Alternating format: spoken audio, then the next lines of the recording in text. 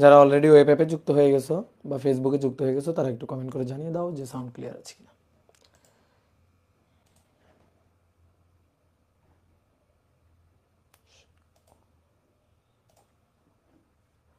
ওকে, তোমাদের কমেন্ট পেয়ে গেছি, ঠিক আছে, সবার সাউন্ড ক্লিয়ার।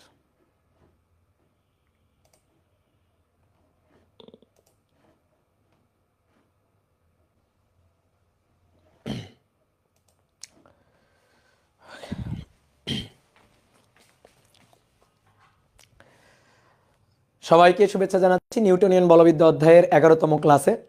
আজকে আমরা এই অধ্যায়ের খুবই গুরুত্বপূর্ণ একটা টপিক আমরা আলোচনা করব। এই গুরুত্বপূর্ণ টপিকটা হচ্ছে ফ্রিকশন বা ঘর্ষণ।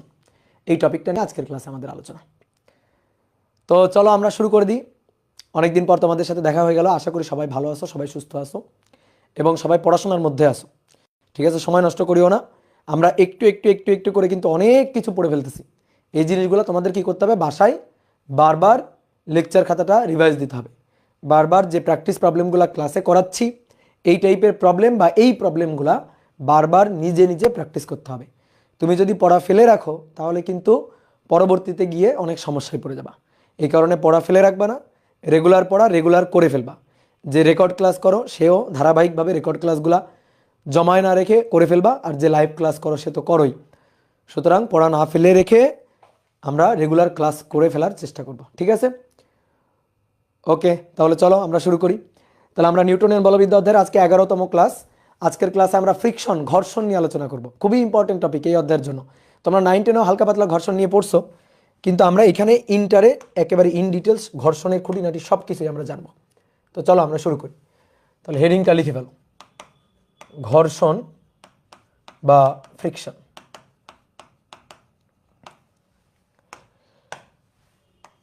তো ঘর্ষণ মূলত 4 ধরনের হয়, 4 ধরনের ঘর্ষণ হয়। এক, স্থিতি ঘর্ষণ। স্থিতি ঘর্ষণ বা স্ট্যাটিক ফ্রিকশন। 2 নম্বর, গতীয় ঘর্ষণ বা চল ঘর্ষণ। গতীয় ঘর্ষণ বা চল ঘর্ষণ, যেটাকে বলা হয় কাইনেটিক ফ্রিকশন।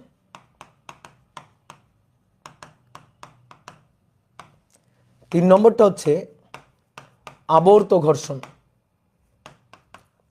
আবর্ত ঘর্ষণ বা রোটেশনাল ফ্রিকশন। আর একটা হচ্ছে প্রবাহী ঘর্ষণ। প্রবাহী ঘর্ষণ। এই প্রবাহী ঘর্ষণ এইটা মূলত তরলের জন্য প্রযোজ্য।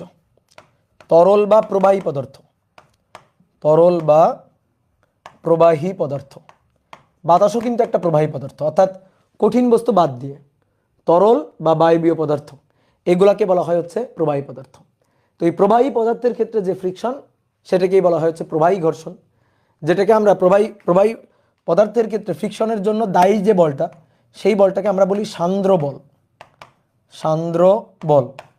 তো সান্দ্রতা, এটাকে ইংরেজিতে বলা হয় ভিসকোসিটি। তো সেই সান্দ্র বল, এই এই এই যে ফোর্সটা, এই ফোর্সটা তরলের ক্ষেত্রে ফ্রিকশনের কাজ করে। তো এই যে তরলের ক্ষেত্রে ফ্রিকশনের ফোর্স, এইটা নিয়ে, তরলের ক্ষেত্রে ফ্রিকশন, এইটা নিয়ে আমরা আলোচনা করবো হচ্ছে পদার্থের গাঠনিক ধর্ম চ্যাপ্টারে গিয়ে। তো এইটা নিয়ে এই অধ্যায়ের কোনো আলোচনা না। তাহলে আপাতত এই অধ্যায়ের কোনো আলোচনা না। আর যারা ধরো শর্ট কোর্সের স্টুডেন্ট, তোমাদের সিনিয়র ব্যাচ যারা ছিল, তাদের এইটা আর পড়াই লাগে না, কারণ ওদের শর্ট কোর্সের সিলেবাসের মধ্যে প্রবাহী ঘর্ষণ, সান্দ্র বল এই টপিকগুলো ছিল না। ঠিক আছে, এই কারণে ওদের আর পড়াই লাগে না, বাট তোমাদের কিন্তু পড়া লাগবে। তো আমরা এই অধ্যায়ে মূলত আলোচনা করি হচ্ছে উপরের দুইটা, অর্থাৎ স্থিতি ঘর্ষণ আর চল ঘর্ষণ নিয়ে। ভালো করে একটু বোঝো। কোনো একটা বস্তু কোনো একটা তলে স্থির আছে, তুমি বস্তুটাকে গতিশীল করার জন্য বল প্রয়োগ করছো, তুমি ঠেলছো বস্তুটাকে, অথবা তুমি বস্তুটাকে টানছো, কিন্তু তুমি ওই তল থেকে বস্তুটাকে একটুও সরাইতে পারো নাই, বল প্রয়োগ করে ওই বস্তুটাকে একটুও সরাইতে পারো নাই, তাহলে ওই তলে যে ঘর্ষণ বলটা ক্রিয়া করছে সেটা হচ্ছে স্থিতি ঘর্ষণ। আর যখন কোনো একটা বস্তু কোনো একটা অমসৃণ তলের উপর দিয়ে চলতে থাকবে, তখন যে ফ্রিকশন ফোর্সটা কাজ করবে সেটাকে বলা হবে হচ্ছে চল ঘর্ষণ বা কাইনেটিক ঘর্ষণ। তো আমরা এই অধ্যায়ে এই স্ট্যাটিক ফ্রিকশন আর কাইনেটিক ফ্রিকশন এই দুইটা নিয়ে আলোচনা করব। আবর্ত ঘর্ষণ নিয়ে আমরা আলোচনা করব কিনা, উত্তর হচ্ছে না। এইটা আমাদের একেবারে সিলেবাসের মধ্যেই নাই, সিলেবাসের মধ্যে নাই, এই কারণে আমরা আবর্ত ঘর্ষণ নিয়ে আলোচনা করব না আপাতত। তাহলে আমরা আলোচনা করব উপরের দুইটা নিয়ে, স্থিতি ঘর্ষণ আর চল ঘর্ষণ নিয়ে। এরপরে যখন তোমরা মনে করো যে ইঞ্জিনিয়ারিং পড়বা বা অনার্সে ফিজিক্স নিয়ে পড়বা, তখন তোমরা রোটেশনাল ফ্রিকশন এটা নিয়ে আলোচনা করবা। বিশেষ করে যারা মানে ইঞ্জিনিয়ারিং যারা পড়বা, যারা মেকানিক্যাল ইঞ্জিনিয়ারিং পড়বা, তাদের এই জিনিসগুলো নিয়ে আলোচনা করা লাগবে। কিন্তু আমাদের আপাতত ইন্টার সিলেবাসের জন্য এই অধ্যায়ের জন্য দরকার হচ্ছে উপরের দুইটা, একটা হচ্ছে স্থিতি ঘর্ষণ আর একটা হচ্ছে চল ঘর্ষণ। তো চলো এবার আমরা একটু ঘর্ষণের আদ্যপান্ত জানার চেষ্টা করি, যে ঘর্ষণের উৎপত্তি কোত্থেকে। ঘর্ষণের উৎপত্তি, যে কোনো একটা তলে যখন কোনো একটা বস্তু গতিশীল হয় বা হতে চায়, গতিশীল হইলেই যে ফ্রিকশন কাজ করবে আর গতিশীল না হলে যে ফ্রিকশন কাজ করবে না, ব্যাপারটা এরকম না। গতিশীল বস্তু হয়নি তাও কিন্তু ফ্রিকশন কাজ করতে পারে। তুমি বল প্রয়োগ করতেছো, তুমি ঠেলতেছো বস্তুটাকে, তুমি তল থেকে বস্তুটাকে গতিশীল করতে পারো না। একটা তলের উপর বস্তু আছে, তুমি ঠেলেও বস্তুটাকে গতিশীল করতে পারো না, তাহলে তখনও কিন্তু ঘর্ষণ বল কাজ করছে। তো তখন যে ঘর্ষণ বলটা কাজ করতেছে ওইটাকে বলা হয় স্থিতি ঘর্ষণ। আর চললে, যখন চলতেছে তখনও যে ঘর্ষণ বলটা কাজ করছে তখনও কিন্তু ঘর্ষণ বল কাজ করে, সেটাকে বলা হচ্ছে চল ঘর্ষণ বা গতীয় ঘর্ষণ। এবার কথা হচ্ছে ঘর্ষণের উৎপত্তি কোথায়। ঘর্ষণের উৎপত্তি হচ্ছে অমসৃণ তলে। অমসৃণ তলে, মসৃণ তলে হবে না, অমসৃণ তলে। তো এই তল বলতে আমরা দুইটা বস্তুর সংস্পর্শ তলকে বুঝবো। যেমন কোনো একটা তলের উপর দিয়ে কোনো একটা বস্তু গতিশীল হবে, তাহলে ঘর্ষণ বল কাজ করবে ওই দুইটা বস্তুর সংস্পর্শ তলে। ওই দুইটা বস্তুর যে সংস্পর্শ তল, হ্যাঁ, যে সারফেসটা কানেক্টিং, যে সারফেসটা, ওইখানে আমাদের ফ্রিকশন ফোর্সটা কাজ করবে। তাহলে বস্তুদ্বয়ের যখন দুইটা বস্তু যখন একটা বস্তু আর একটা বস্তুর তলের উপর দিয়ে গতিশীল হইতে চায়, তখন ওই দুইটা বস্তুর সংস্পর্শ তলে ফ্রিকশন ফোর্স কাজ করে। তাহলে এই অমসৃণ তলে, তো এই অমসৃণ তল হচ্ছে দুইটা বস্তুর সংস্পর্শ তল, দুইটি তলের সংযোগ তল বা দুইটি বস্তুর স্পর্শ তল।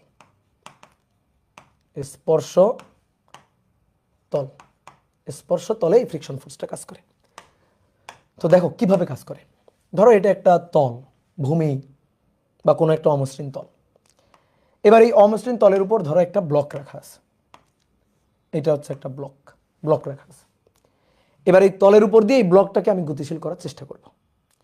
তো আমি এই বস্তুটাকে ঠেললাম, অথবা মনে করো যে আমি এই বস্তুটাকে টানলাম, বল প্রয়োগ করে এইভাবে ধরে টানতেছি, অনুভূমিকের সমান্তরাল বল প্রয়োগ করতেছি। অনেক কথা, ভাই এটা টান বল না ঠেলা বল? এটা টান বল ঠেলা বল একই কথা। তুমি যদি ঠেলো, ধরো এই যে ঠেললা, তো ঠেলাটাকে আরেকটু বেশি ঠেলে দাও, দেখো সেটা টান বলই হয়ে গেছে।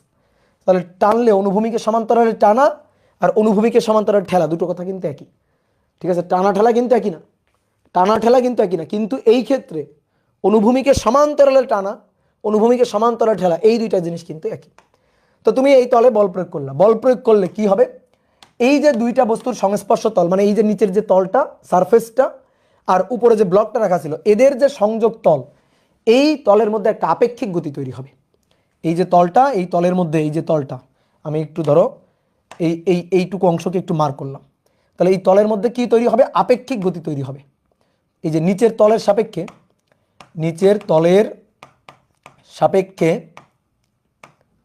উপরের তলের, এটা নিচের তলের সাপেক্ষে উপরের তলের আপেক্ষিক গতি তৈরি হবে, অথবা উপরের তলের সাপেক্ষে নিচের তলেরও আপেক্ষিক গতি বলা যায়। যখন এইভাবে যখন গতিশীল হবে, তখন নিচেরটার সাপেক্ষে নিচেরটাকে যদি স্থির চিন্তা করি তাহলে উপরেরটা গতিশীল, আর উপরটাকে যদি স্থির চিন্তা করি তাহলে নিচেরটা বিপরীত দিকে গতিশীল। অর্থাৎ এই দুইটা বস্তুর সংস্পর্শ তলে এক তলের সাপেক্ষে আরেক তলের একটা আপেক্ষিক গতি তৈরি হবে। তাহলে নিচের তলের সাপেক্ষে উপরের তলের বা উপরের তলের সাপেক্ষে নিচের তলের আপেক্ষিক গতি তৈরি হবে যখন, বা গতি সৃষ্টি হবে বা হইতে চাই, সৃষ্টি হবে অথবা হতে চাইবে।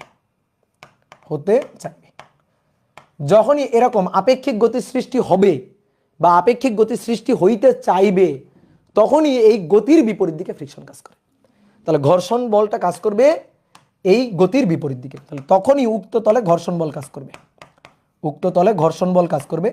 এবং এই ঘর্ষণ বলটা কাজ করবে এই আপেক্ষিক গতির বিপরীত দিকে, আপেক্ষিক গতির বিপরীত দিকে। তো দেখো কিভাবে আপেক্ষিক গতির বিপরীত দিকে, তো কিভাবে আপেক্ষিক গতির বিপরীত দিকে এই ঘর্ষণ বলটা কাজ করবে। দেখো এই যে আমি এই জায়গাটুকুকে একটু মার্ক করছি না, তো দুটো বস্তুর সংস্পর্শ তল 100% মসৃণ না, কোনো তলই 100% মসৃণ না। তুমি যদি এই নিচের এই অংশটাকে একটু মাইক্রোস্কোপের নিচে দিয়ে দেখো, ধরো মাইক্রোস্কোপের নিচে নিয়ে গেলাম জাস্ট এই অংশটা, তাহলে এই অংশটাকে যদি আমরা একটু মাইক্রোস্কোপের নিচে নিয়ে যাই তাহলে আমরা এরকম দেখতে পাবো। এই যে এটা হচ্ছে তল আর এইটা হচ্ছে উপরের ব্লকটা, তাহলে এদের যে সংস্পর্শ তল, ধরো এইটুকু জায়গাকে আমি মার্ক করলাম, এবার এইটুকু জায়গাকে একটু জুম করে আঁকবো, এটুকু জায়গাকে যদি আমি একটু জুম করে আঁকি তাহলে আমি নিচের যে তলটা মসৃণ, মানে নিচের যে অমসৃণ তলটা যার উপর দিয়ে ব্লকটা গতিশীল, তো সেই তলটার সেই যে তলটা, এই তলটাকে আমি যদি মাইক্রোস্কোপের নিচে নিয়ে দেখি তাহলে এরকম দেখতে পাবো, এরকম প্রবৃদ্ধি দেখতে পাবো। ঠিক আছে, তুমি যে এই যে মসৃণ বলতেছো বা মসৃণ এরকম ভাবে আঁকছো, বাস্তবে এরকম না। তুমি যদি এটাকে জুম করে দেখো তাহলে জুম করে দেখলে দেখবা এরকম পাহাড় পাহাড় পাহাড় পাহাড় দেখা যাবে। ঠিক আছে, এটা জুম করা হয়েছে, কয়েক লক্ষ গুণ জুম করা হয়েছে মাইক্রোস্কোপের নিচে দিয়ে। ক্লিয়ার? এইবার আসো উপরের যে তলটা, উপরে যে ব্লকটা আমি রাখছি, তলের উপর যে ব্লকটা রাখছি, তাহলে ব্লকের যে নিচের তলটা, সেই তলটাকেও যদি আমি মাইক্রোস্কোপের নিচে দিয়ে দেখি তাও এরকম প্রবৃদ্ধির মতো দেখা যাবে, তাহলে তখনও এরকম প্রবৃদ্ধির মতো দেখা যাবে। তাহলে চিন্তা করো ওইটারও এরকম প্রবৃদ্ধির মতো দেখা যাবে। ঠিক আছে, এবার যদি দুইটা তলকে পরস্পরের সাথে স্পর্শ করায় রাখি এইভাবে, তাহলে কি হবে, এই নিচের তলের এই যে প্রবৃদ্ধি অংশগুলা, এইটা উপরের তলের এই প্রবৃদ্ধি অংশগুলার এই খাস কাটা অংশগুলোর মধ্যে ঢুকে বসে থাকবে। ঠিক আছে, খাস কাটা অংশগুলোর মধ্যে ঢুকে এরকম বসে থাকবে, এই যে এরকম হয়ে যাবে। তাহলে দেখা যাবে এরকম হয়ে বসে আছে। যদি আমি উপরের তলটা এবং নিচের তলটা এই দুটাকে যদি মাইক্রোস্কোপের নিচে দিয়ে দেখি তাহলে নিচে নিয়ে দেখলে এরকম দেখতে পারবো। তাহলে এইটুকুকে জুম করা হয়েছে, কোনটুকু জানো, কোনটুকুকে জুম করা হয়েছে, এই যে এই জায়গাটুকুকে জুম করলে আমরা এটা এরকম দেখতে পারবো, এই জায়গাটুকুকে জুম করলে আমরা এরকম দেখতে পারবো আর কি, এই যে এরকম দেখতে পাবো। বুঝলা? কি ক্লিয়ার? এইবার আসো, তুমি কোন দিকে ঠেলছো, দেখো কোন দিকে ঠেলছো, এই দিক বরাবর ঠেলছো গতিশীল করার জন্য, তাহলে উপরের তলটাকে এই দিক বরাবর ঠেলছো, এফ বল, তাহলে এই দিক বরাবর বল প্রয়োগ করছো, এই যে এফ পরিমাণ বল এই দিক বরাবর প্রয়োগ করছো। এইবার চিন্তা করো, দেখো তুমি দেখো তো আমার এই আঙুলগুলা, এই আঙুলের যে প্রবৃদ্ধিগুলো আছে এর মধ্যে এইভাবে খাস কাটা অংশগুলোর মধ্যে ঢুকে এইভাবে বসে আছে। এবার কেউ যদি আমার উপরের এই হাতটাকে এইদিকে ঠেলা দেয়, তাহলে ঠেলা দিলে দেখো তো নিচের যে আঙুলগুলা প্রবৃদ্ধিগুলা, এই হাতটাকে বিপরীত দিকে ঠেলবে না, এরকম ভাবে বিপরীত দিকে চার দিয়ে ঠেলবে না। কি বোঝো? ক্লিয়ার? তাহলে আমি উপরের এই ব্লকটাকে যখন ঠেলতে থাকবো তখন এই নিচের যে প্রবৃদ্ধিগুলো, এই প্রবৃদ্ধিগুলো দেখো ব্যাকওয়ার্ড একটা ফোর্স দিবে, কারণ উপরের তলটাকে যদি ঠেলে সামনের দিকে গতিশীল করতে চাই তাহলে এই যে প্রবৃদ্ধিটা এর উপর একটা ধাক্কা দিবে, তাহলে এর উপর ধাক্কা দিলে এও একটা ব্যাকওয়ার্ড ফোর্স দিবে, তাহলে এই নিচের প্রবৃদ্ধিটা সেটাও একটা ব্যাকওয়ার্ড ফোর্স দিবে, এই যে ছোট্ট একটা ব্যাকওয়ার্ড ফোর্স ধাক্কা দিল। কি ক্লিয়ার? ঠিক একইভাবে নিচের এই যে প্রবৃদ্ধিটা, এই প্রবৃদ্ধিটাও একটা ধাক্কা দিবে, তারপরে এইটাও একটা ধাক্কা দিবে। এরকম ভাবে দেখো তো ছোট ছোট অনেকগুলো এরকম ধাক্কা বিপরীত দিকে পাওয়া যাবে না? বলো, উপরের তলটাকে ধাক্কা দিয়ে সামনের দিকে নিয়ে যাচ্ছি, তাহলে নিচের তলের এই প্রবৃদ্ধিগুলা উপরের তলটাকে এই যে ছোট যে প্রবৃদ্ধিগুলা, সেই প্রবৃদ্ধিগুলা ছোট ছোট ধাক্কা দিতে থাকবে না বিপরীত দিকে? তাহলে এই যে ধাক্কাগুলো দেখো সব একই দিকে, তাহলে এদের একটা লব্ধি করো তো, এদের একটা লব্ধি করো। তাহলে এদের লব্ধি করলে আমি এই বরাবর একটা বল পাবো না, এই বলটার নামই হচ্ছে ঘর্ষণ বল, এই বলটার নামই হচ্ছে ঘর্ষণ বল। তাহলে তুমি বল দিছো এইদিকে, অর্থাৎ নিচের তলের সাপেক্ষে উপরের তলের আপেক্ষিক গতি এইদিকে আপেক্ষিক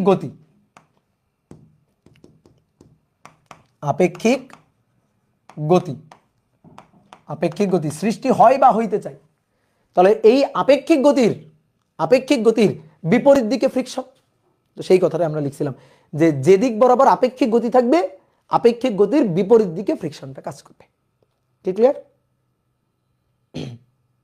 ওকে, তাহলে এই হচ্ছে আমাদের ফ্রিকশন ফোর্সের ঘটনা, যে ফ্রিকশনের উৎপত্তি কোথায়। তুমি যদি খেয়াল করো, একটু ডিরেকশনটা চেঞ্জ করে দিলাম, ধরো এই বলটা এবার এই দিক বরাবর, ধরো তুমি উপরের ব্লকটাকে এবার এদিক বরাবর নিয়ে যাচ্ছ, তাহলে নিচের এই যে ছোট খাস প্রবৃদ্ধিগুলা, সেই প্রবৃদ্ধিগুলা তখন ঠেলবে এইদিকে বিপরীত দিকে। তাহলে তুমি যখনই এই দিক বরাবর গতিশীল করতে চাইবা ফ্রিকশন কাজ করবে এই দিক বরাবর। তাহলে দেখো উপরের এই যে বস্তুটা নিচের তলের সাপেক্ষে এই দিক বরাবর চলতে চাইলে বা চলতে শুরু করলে ফ্রিকশন কাজ করবে এই বরাবর। যদি বস্তুটা এই দিক বরাবর চলতে চায় তখন ফ্রিকশন কাজ করবে এই বরাবর। অর্থাৎ ফ্রিকশন কাজ করবে সবসময় আপেক্ষিক গতির বিপরীতে। ওকে, তাহলে মাথায় থাকবে। এইবার আসো, ফ্রিকশন মোটামুটি বুঝলাম, এবার ফ্রিকশন ফোর্সের হিসাব কিভাবে করব। ঘর্ষণ বলের উৎপত্তি বুঝলাম, এবার এই ঘর্ষণ বলের হিসাব কিভাবে করব। ঘর্ষণ বলের হিসাবটা আমরা কিভাবে করতে পারি। তাহলে তোমার প্রথমে বুঝতে হবে ঘর্ষণ বলটা এটা কোন কোন বিষয়ের উপর নির্ভরশীল। ধরো আমি তোমাকে বললাম যে দুটো বস্তুর এই যে সংস্পর্শ তল, এই সংস্পর্শ তলে ফ্রিকশন বেশি হবে কখন, কম হবে কখন। তাহলে তুমি কি বলবা? দেখো একেবারে ছোট একটা বাচ্চাও কিন্তু এই কথাটা বলতে পারবে, ভাই যত তল অমসৃণ থাকবে ফ্রিকশন তত বেশি কাজ করবে। যত তল অমসৃণ থাকবে ফ্রিকশন তত বেশি কাজ করবে। মনে করো একেবারে মসৃণ তল, মসৃণ রাস্তা, তাহলে ফ্রিকশন খুবই কম হবে, ঠিক আছে। আর মোটামুটি মনে করো যে পিচ ঢালাই করা রাস্তা আর কি, পিচের রাস্তা, বেশ ভালোই ফ্রিকশন থাকে। তাহলে যে তল যত বেশি অমসৃণ সেই তলে তত বেশি ফ্রিকশন কাজ করবে। তাহলে এই কথা কিন্তু তুমি বলতে পারবা। এইবার আরেকটা জিনিস দেখো, খেয়াল করো, আমি একটু চিত্র এঁকে বুঝাই। এইটা হচ্ছে তল, এর উপর এই যে একটা ব্লক রাখা হয়েছে। এবার আমি নিচের তলের সাপেক্ষে এই ব্লকটাকে এইদিকে ঠেলে গতিশীল করতে চাই, এই পরিমাণ বল দিলাম। তাহলে আমরা একটা জিনিস দেখি, এই বস্তুটার উপর, এই বস্তুটা উপরের এই বস্তুটা, এর উপর ক্রিয়ারত আর কোন কোন বল আছে, সবগুলো বলকে একটু অ্যানালাইসিস করি। তাহলে এইটা আমরা প্রযুক্ত করলাম, এটা হচ্ছে আমাদের প্রযুক্ত বল, অর্থাৎ গতি সৃষ্টিকারী বল, যে বলের কারণে আপেক্ষিক গতি সৃষ্টি হবে বা হইতে চাইবে, ঠিক আছে। বল প্রয়োগ করে গতিশীল করতে পারবো এর কোনো গ্যারান্টি নেই, নাও করতে পারি। তাহলে আমরা এই বল প্রয়োগ করে বস্তুকে গতিশীল করতে চাই, আর মনে করো যে বল প্রয়োগ করে গতিশীল করতে পারলে তো পারছি। এবার এর উপরে আর কোনো বল কাজ করছে কিনা, করছে, ওজন, নিচের দিকে ওজন কাজ করছে এমজি। তাহলে পৃথিবী এই বস্তুটাকে নিচের দিকে টানতেছে। এবার দেখো এই উপরের ব্লকটা এটা একটা তলে রাখা আছে। তাহলে কোনো বস্তু যদি একটা তলে রাখা থাকে তাহলে সেই তলের একটা অভিলম্বিক, তলের লম্ব বরাবর একটা অভিলম্বিক প্রতিক্রিয়া বল কাজ করবে। ওকে, তাহলে এই তিনটা বল কিন্তু আমরা পাইলাম। আর কোনো বল কি আছে? একটু আগেই তো তোমার বুঝাইলাম যে তুমি এই তলটা মসৃণ তল না, যদি মসৃণ তল হইতো আর কোনো বল নেই, যদি আমরা মসৃণ তল ধরতাম আর কোনো বল নেই। কিন্তু অমসৃণ তল, তাহলে অমসৃণ তল এখানে আরো একটা বল আছে, কোন বল? ঘর্ষণ বল। কোন দিকে কাজ করবে? এই যে তুমি যেদিকে ঠেলে নিয়ে গতিশীল করতে চাইতেছো, তাহলে ফ্রিকশন ফোর্স ওই তলে তার বিপরীত দিকে কাজ করবে। ফ্রিকশন ফোর্স ওই তলে তার বিপরীত দিকে কাজ করবে, তাহলে ফ্রিকশন ফোর্স কাজ করবে এখানে। তাহলে এই গতির যেদিকে গতি সৃষ্টি হবে বা হইতে চাইবে তার বিপরীত দিকে ফ্রিকশন কাজ করবে। আমরা ফ্রিকশনকে ছোট হাতের এফ দিয়ে লিখব, ঠিক আছে। এইবার ফ্রিকশন ফোর্সটাকে আমরা এখানেও লিখতে পারি, আর যেহেতু সবগুলো বলের ক্রিয়াবিন্দু মাঝখানে আঁকছি এই কারণে আমি একটা কাজ করব, ফ্রিকশন বলকে এখানে লিখলে কোনো সমস্যা নেই, কিন্তু যেহেতু সবগুলো বলের ক্রিয়াবিন্দু মধ্যবিন্দু থাকছি এই কারণে আমরা এই ফ্রিকশন ফোর্সটাকে উঠাই নিয়ে এখানে নিয়ে লিখব। এটা হচ্ছে আমাদের ফ্রিকশন ফোর্স এফ। ওকে, এইবার শোনো, এই তলের অভিলম্বিক প্রতিক্রিয়া আর ফ্রিকশন ফোর্সটা হচ্ছে এফ। এই অভিলম্বিক প্রতিক্রিয়া সবসময় তলের লম্ব বরাবর কাজ করবে, কিন্তু সবসময় তলের কি লম্ব বরাবর কাজ করবে অভিলম্বিক প্রতিক্রিয়া। আর ফ্রিকশন ফোর্স হচ্ছে আপেক্ষিক গতি যেদিকে ঠিক তার বিপরীত দিকে। এই কথা কিন্তু একেবারে ধ্রুব সত্যি কথা। এইবার আসো, এই যে ঘর্ষণ বল এবং অভিলম্বিক প্রতিক্রিয়া এর অনুপাত দেখা যায় যে কোনো একটা নির্দিষ্ট তলের ক্ষেত্রে সর্বদাই কনস্ট্যান্ট।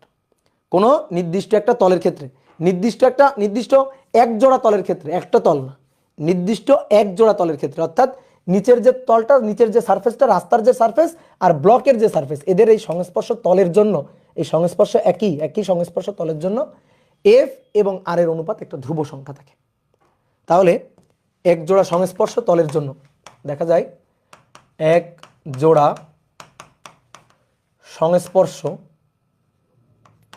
সংস্পর্শ অমসৃণ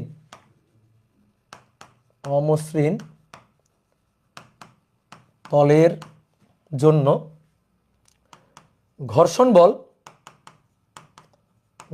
বল ও অভিলম্বিক প্রতিক্রিয়ার অনুপাত একটা ধ্রুব সংখ্যা। অভিলম্বিক প্রতিক্রিয়ার অনুপাত, এই অনুপাতটা হবে একটা ধ্রুব সংখ্যা। আর এই ধ্রুব সংখ্যাকেই বলা হয়, এটাই হচ্ছে ঘর্ষণের মনে করো যে মূল জিনিস, এই ধ্রুব সংখ্যাটাকেই বলা হয় ঘর্ষণ গুণাঙ্ক বা ফ্রিকশন কোএফিসিয়েন্ট। ঘর্ষণ গুণাঙ্ক বা ফ্রিকশন কোএফিসিয়েন্ট।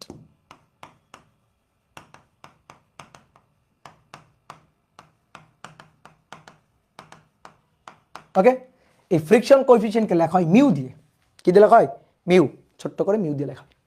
তাহলে আসো, তাহলে এই ক্ষেত্রে আমরা কি বুঝলাম, যে এইখানে ঘর্ষণ বল এফ আর অবিলম্বিক প্রতিক্রিয়া আর, তাহলে এফ এবং আর এদের যে অনুপাতটা, সেই অনুপাতটাকে বলা হবে ঘর্ষণ গুণাঙ্ক মিউ। মানে ব্যাপারটা হচ্ছে কি, দেখো আমরা এইভাবে ধরো যাব না, আসো আমরা ফিল করি। কোনো একটা তলে কোনো একটা বস্তুকে আমি গতিশীল করতে চাই, তো ধরো একটা বস্তুকে আমি ঠেলতেছি, প্রচণ্ড ঠেলা দিলাম, ধাক্কা দিলাম, গতিশীল করতে পারলাম না। তো পারলাম না তার মানে কি বস্তু বেশি ভারী তাই না? ঠিক আছে, ছোট মানুষ যারা মনে করো ক্লাস 9-10-এ পড়ে বা আরও ছোট ক্লাসে পড়ে, তারা বলবে বস্তু অনেক ভারী তাই আমরা গতিশীল করতে পারি না। কিন্তু তুমি কথা বলবা না। তাহলে তুমি কি বলবা?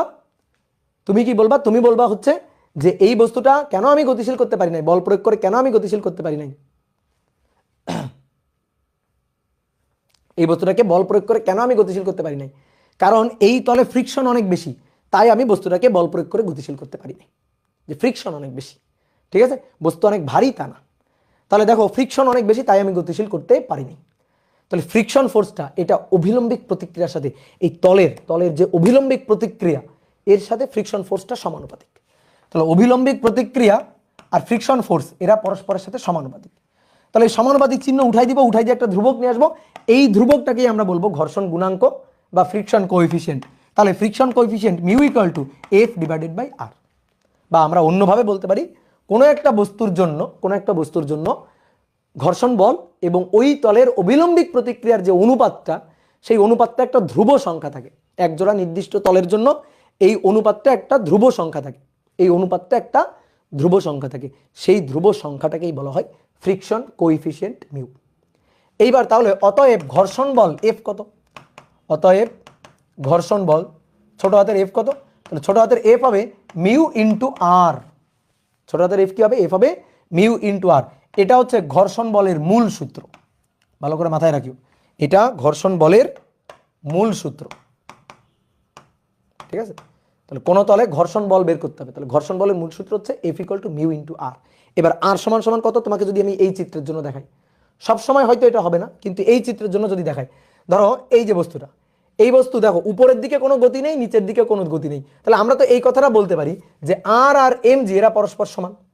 ঠিক আছে, আর এবং এম জি এরা পরস্পর কি, এরা পরস্পর হচ্ছে সমান।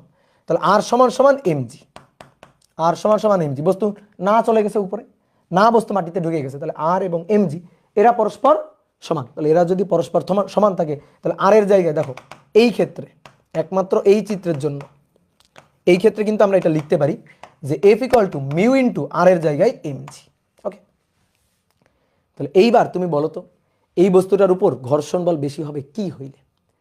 যদি এই তল অনেক বেশি অমসৃণ হয় তাহলে ঘর্ষণ বল বেশি। কেন? এই যে মিউ, এই মিউ নির্ধারণ করে রাস্তার অমসৃণতা, মিউ নির্ধারণ করে রাস্তার অমসৃণতা। যে তল যত বেশি অমসৃণ সেই তলে তত বেশি ঘর্ষণ, সেই তলের ঘর্ষণ গুণাঙ্ক তত বেশি। ঠিক আছে, যে তল যত বেশি অমসৃণ সেই তলের ঘর্ষণ গুণাঙ্ক তত, ঘর্ষণ গুণাঙ্ক মিউ এর মানও তত, সেই তলে ফ্রিকশন ফোর্সও তত বেশি। তাহলে মনে করো দুটো তল আছে, সাপোজ দুইটা তল আছে, ঠিক আছে, তো একটা তলে মিউ হচ্ছে 0.2 আর একটা তলে মিউ হচ্ছে 0.1। বলো এই দুটো তলের মধ্যে কোন তলটা বেশি অমসৃণ?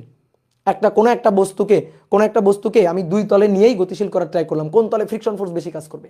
প্রথম ক্ষেত্রে ফ্রিকশন ফোর্স বেশি কাজ করবে, যে ঘর্ষণ গুণাঙ্ক যত বেশি ঘর্ষণ তত বেশি। তাহলে এইখানে ঘর্ষণ বেশি হবে, তুলনামূলকভাবে এইখানে ঘর্ষণ কম হবে, এখানে ঘর্ষণ কম হবে। ম্যাথমেটিক্যাল ব্যাখ্যা, আসো এই যে এখানে দেখো F equal to mu M G, তাহলে মিউ এর মান যত বেশি হবে এফ এর মান তত বেশি হবে, এফ এর সাথে মিউ এর সম্পর্ক সমানুপাতিক।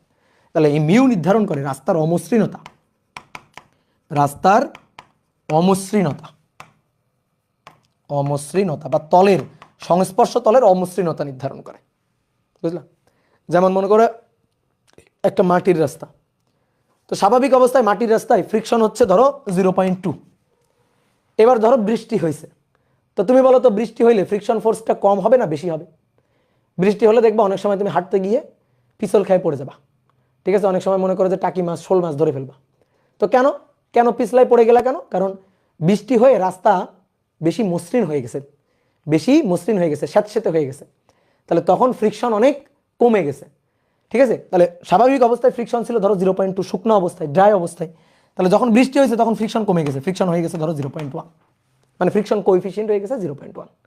কি ক্লিয়ার? তাহলে এই হচ্ছে ঘটনা। তাহলে রাস্তার অমসৃণতা নির্ধারণ করে, যে রাস্তা যত বেশি অমসৃণ, যে সংস্পর্শ তল যত বেশি অমসৃণ, মিউ এর মান তত বেশি। এইবার ফ্রিকশন ফোর্স কিন্তু আরো একটা বস্তুর উপর এখানে, আরো একটা বিষয়ের উপর এখানে ডিপেন্ড করে, যেহেতু কনস্ট্যান্ট। তাহলে আর একটা বিষয়ের উপর নির্ভর করে, সেটা হচ্ছে এম এর উপর। সেটা কিসের উপর? সেটা নির্ভর করে এম এর উপর। যে বস্তুর ভর যত বেশি তার উপর ফ্রিকশন তত বেশি। তাহলে ভারী বস্তুর, ভারী ধরো দুইটা বস্তু আছে আমার কাছে, একটা বস্তু ভারী, আমি একই তলে রাখছি। ধরো আমার বাসার এই যে মেঝে, এই মেঝেতে আমি দুইটা বস্তু রাখছি, একটা 10 কেজি ভরের ব্লক রাখছি, আর একটা মনে করো 50 কেজি ভরের একটা আলমারি রাখছি, বা একটা ব্লক রাখছি, কাঠের ব্লক রাখছি। তাহলে এই দুইটার উপরেই কিন্তু আমি যখন ধাক্কা দিব ফ্রিকশন ফোর্স কাজ করবে। কোনটার উপর বেশি ফ্রিকশন ফোর্স কাজ করবে? যেটা ভারী তার উপর ফ্রিকশন ফোর্সটা বেশি কাজ করবে। ঠিক ক্লিয়ার? তাহলে এবার আসো, তুমি আমাকে একটা প্রশ্নের উত্তর দাও। আমরা কিন্তু ঘর্ষণ বলের সূত্র পেয়ে গেছি। তাহলে ঘর্ষণ বলের মূল সূত্র কি? ঘর্ষণ বলের মূল সূত্র হচ্ছে F = μ × r। এটা হচ্ছে ঘর্ষণ বলের মূল সূত্র, ঠিক আছে? এটা হচ্ছে ঘর্ষণ বলের মূল সূত্র। তাহলে ঘর্ষণ বলের সূত্রটা আমরা পেয়ে গেছি। এইবার একটা প্রশ্নের উত্তর দাও। নিচের কোন বস্তু বা সংস্পর্শ তলে ফ্রিকশন বেশি? সংস্পর্শ তলে ঘর্ষণ বেশি হবে, এই প্রশ্নের উত্তর দিবা। ধরো এই হচ্ছে একটা সারফেস, এটা হচ্ছে একটা সারফেস, তল। এই তলের উপর আমি দুইটা বস্তু রাখছি। এই তলে এখানে একটা ব্লক রাখছি, একটা ব্লককে রাখছি, আর এখানে মনে করো একটা ম্যাট্রিক্স, ওই যে বিছানোর উপর দেওয়ার জন্য যে ম্যাট্রিক্স আছে না, সেরকম একটা ম্যাট্রিক্স রাখছি, ফোম দিয়ে তৈরি করা। ধরো এটা ফোম দিয়ে তৈরি করা। দুটোকেই তুমি ধরো তোমার বাসার যে মেঝে, সেই মেঝেতে তুমি রাখছো দুইটাকেই। তো এবার এইটার ভর, এই যে বস্তুটা, এটার ভর হচ্ছে 15 কেজি, আর এইটার ভর হচ্ছে 10 কেজি। আচ্ছা, আর একটু কমাই দিই, ধরো 6 কেজি এটার ভর। এটা 15 কেজি আর এটা ফোম দিয়ে তৈরি, এটার ভর ধরো তারপরও 6 কেজি। ধরো এর মধ্যে কিছু তুলা টুলা আছে, তো এটার ভর হচ্ছে 6 কেজি, ঠিক আছে? এবার বলো কার উপর ফ্রিকশন বেশি? কার উপর ফ্রিকশন? একটু বুঝে বলো, ভালো করে বুঝে বলো। কোনটার সারফেস বেশি? সারফেস, তল বেশি কোনটার? এইটার সারফেস বেশি, ঠিক আছে? তাহলে সারফেস বেশি হলে বেশি অংশ জুড়ে তলের সাথে আসে, তাহলে কোনটার উপর ফ্রিকশন বেশি কাজ করবে বলো? কোনটার উপর ফ্রিকশন বেশি কাজ করবে? 6 কেজির না 15 কেজির? বুঝে বলবা।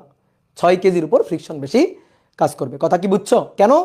কারণ এই দুটোকে একই তলে রাখছি, দুটোকে আমি রাখছি কোথায়? একই তলে রাখছি, ঠিক আছে? একই তলে রাখছি।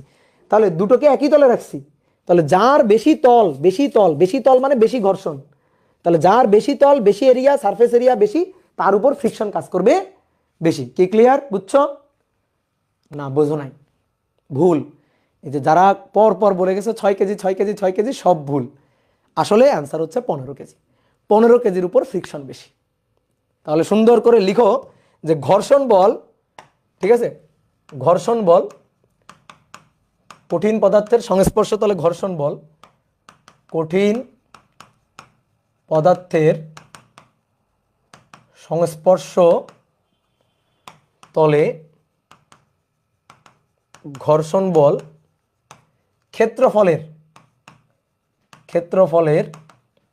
যে সংস্পর্শ তলের যে ক্ষেত্রফল, সেই ক্ষেত্রফলের উপর নির্ভর করে না, এর উপর নির্ভর করে না, এর উপর নির্ভর করে না। ঠিক আছে? এই এফ এর সাথে এর কোনো সম্পর্ক নেই, এর উপর সে নির্ভর করে না, এর কোনো সম্পর্ক নেই এর সাথে। তাহলে তুমি দেখো, হোক এটার সারফেস এরিয়া বেশি হোক আর এটার সারফেস এরিয়া কম হোক, ধরো তোমারে বললাম নাও দুটো এই মেঝের উপর দিয়ে ঠেলো, কি তাই না? কথা কি বুঝছো? তাহলে 15 কেজির উপর 15 কেজিকে ঠেলে গতিশীল করা কঠিন, কেন? ফ্রিকশন বেশি। আর 6 কেজিকে ঠেলে গতিশীল করা সহজ, কারণ ফ্রিকশনটা কম। তো এইবার আসো ভাই, ব্যাখ্যা কি? ব্যাখ্যা হচ্ছে এর উপর নির্ভর করে না, হইতে পারে এর সারফেস এরিয়াটা বেশি, সংস্পর্শ তল বেশি হোক, তো তল বেশি এর উপর ফ্রিকশন ডিপেন্ড করে। তুমি ফ্রিকশনের যে সূত্র দেখলা, এফ ইকুয়াল টু মূল সূত্র হচ্ছে মিউ ইন্টু আর, তো এখানে এ কোথায়? হোক এর সারফেস এরিয়াটা কম, এর সারফেস এরিয়া বেশি হোক, কিন্তু এই ফ্রিকশন ফোর্স তো সারফেস এরিয়ার উপর ডিপেন্ডই করে না। তাহলে কিসের উপর ডিপেন্ড করে? ডিপেন্ড করে দেখো, এর ওজন কাজ করতেছে নিচের দিকে mg, তাহলে অবিলম্বিক প্রতিক্রিয়া কাজ করবে তলের লম্ব বরাবর উপরের দিকে, অবিলম্বিক প্রতিক্রিয়া r। ঠিক আছে? তাহলে এর ক্ষেত্রে অবিলম্বিক প্রতিক্রিয়া r অন, আর এর ওজনের ক্ষেত্রে এটা হচ্ছে m অন g। আর এর ক্ষেত্রে চিন্তা করো, এর ক্ষেত্রে ওজন কাজ করছে নিচের দিকে, তো নিচের দিকে ওজন কত? m2g, আর তলের অবিলম্বিক প্রতিক্রিয়া উপরের দিকে, দ্যাট ইজ r2। তাহলে তুমি এবার আমারে বলো, এইখানে এই দুইটার মধ্যে কোন ভরটা বেশি? m অন, আমরা কি জানি? আমরা জানি r সমান সমান mg, তাই না? আসলেই তো বস্তুকে ঠেলে তুমি এদিকে গতিশীল করবা, নয়তো এদিকে গতিশীল করবা। এদিকে গতিশীল করলে এদিকে ফ্রিকশন ফোর্স কাজ করবে, এদিকে গতিশীল করার ট্রাই করলে এদিকে ফ্রিকশন ফোর্স কাজ করবে। তাহলে ফ্রিকশন ফোর্স তুমি যেদিকে গতিশীল করতে চাইবা তার বিপরীতে ফ্রিকশন কাজ করবে। উপরে বা নিচে তো বস্তু দৌড় দিবে না, উপরে উঠে যাবে না, নিচেও চলে যাবে না। তাহলে r সমান সমান তো mg, r সমান সমান mg, তাহলে r1 সমান সমান m on g, R r2 সমান সমান m2g। কথা বোঝা গেল? এবার এইখানে সূত্র বসাও। তাহলে অতএব f ইকুয়াল টু মিউ আর, আর মানে mg। তো ধরে নিলাম যে এই দুইটা এই যে এর আর এই যে তল, নিচের যে তলটা, এদের যে মানে কন্টাক্ট সারফেস যেটা, সেইখানে ফ্রিকশন মানে ফ্রিকশন কোএফিসিয়েন্ট যা, এটার আর এর কন্টাক্ট সারফেস যেটা, এদেরও ফ্রিকশন কোএফিসিয়েন্ট সেম। তাহলে ফ্রিকশন কোএফিসিয়েন্ট যদি সেম হয়, মিউ যদি সেম হয়, মিউ সেম থাকলে ফ্রিকশন ফোর্স এফ এটা এম এর সমানুপাতিক। বুঝলা? এটা এম এর সমানুপাতিক। তাহলে সংস্পর্শ তলের ক্ষেত্রফলের উপর ফ্রিকশন ফোর্স নির্ভর করে না, তাহলে ভরের উপর নির্ভর করে। যেটার ভর বেশি সে বেশি ভারী, তার উপর ফ্রিকশন ফোর্স বেশি, এই কারণে গতিশীল করা কঠিন। ওকে, কি ক্লিয়ার? বুঝতে পারছো ভাইয়া?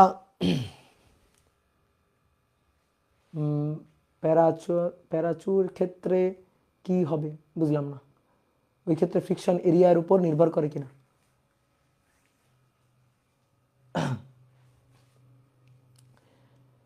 দাদা ম্যাট্রিক্স এর ঘর্ষণ তো বেশি, কেন ম্যাট্রিক্সের ঘর্ষণ বেশি? কে তোমারে বললো ম্যাট্রিক্সের ঘর্ষণ বেশি?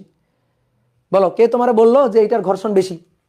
এটা ফোম দিয়ে তৈরি, তুমি নিজে ঠেলো এটারে। তুমি একটা কাজ করো, তোমার বিছানায় যে তোষক বা ম্যাট্রিক্স আছে সেটা মেঝেতে ফেলবা, আর তোমার বাসায় কোনো ভারী আলমারি থাকলে দুইটা পাশাপাশি রাখবা, এবার দুই হাত দিয়ে ঠেলা শুরু করবা। কোনটাকে ঠেলে গতিশীল করতে পারবা? বলো, এটা কমন সেন্স খাটাও।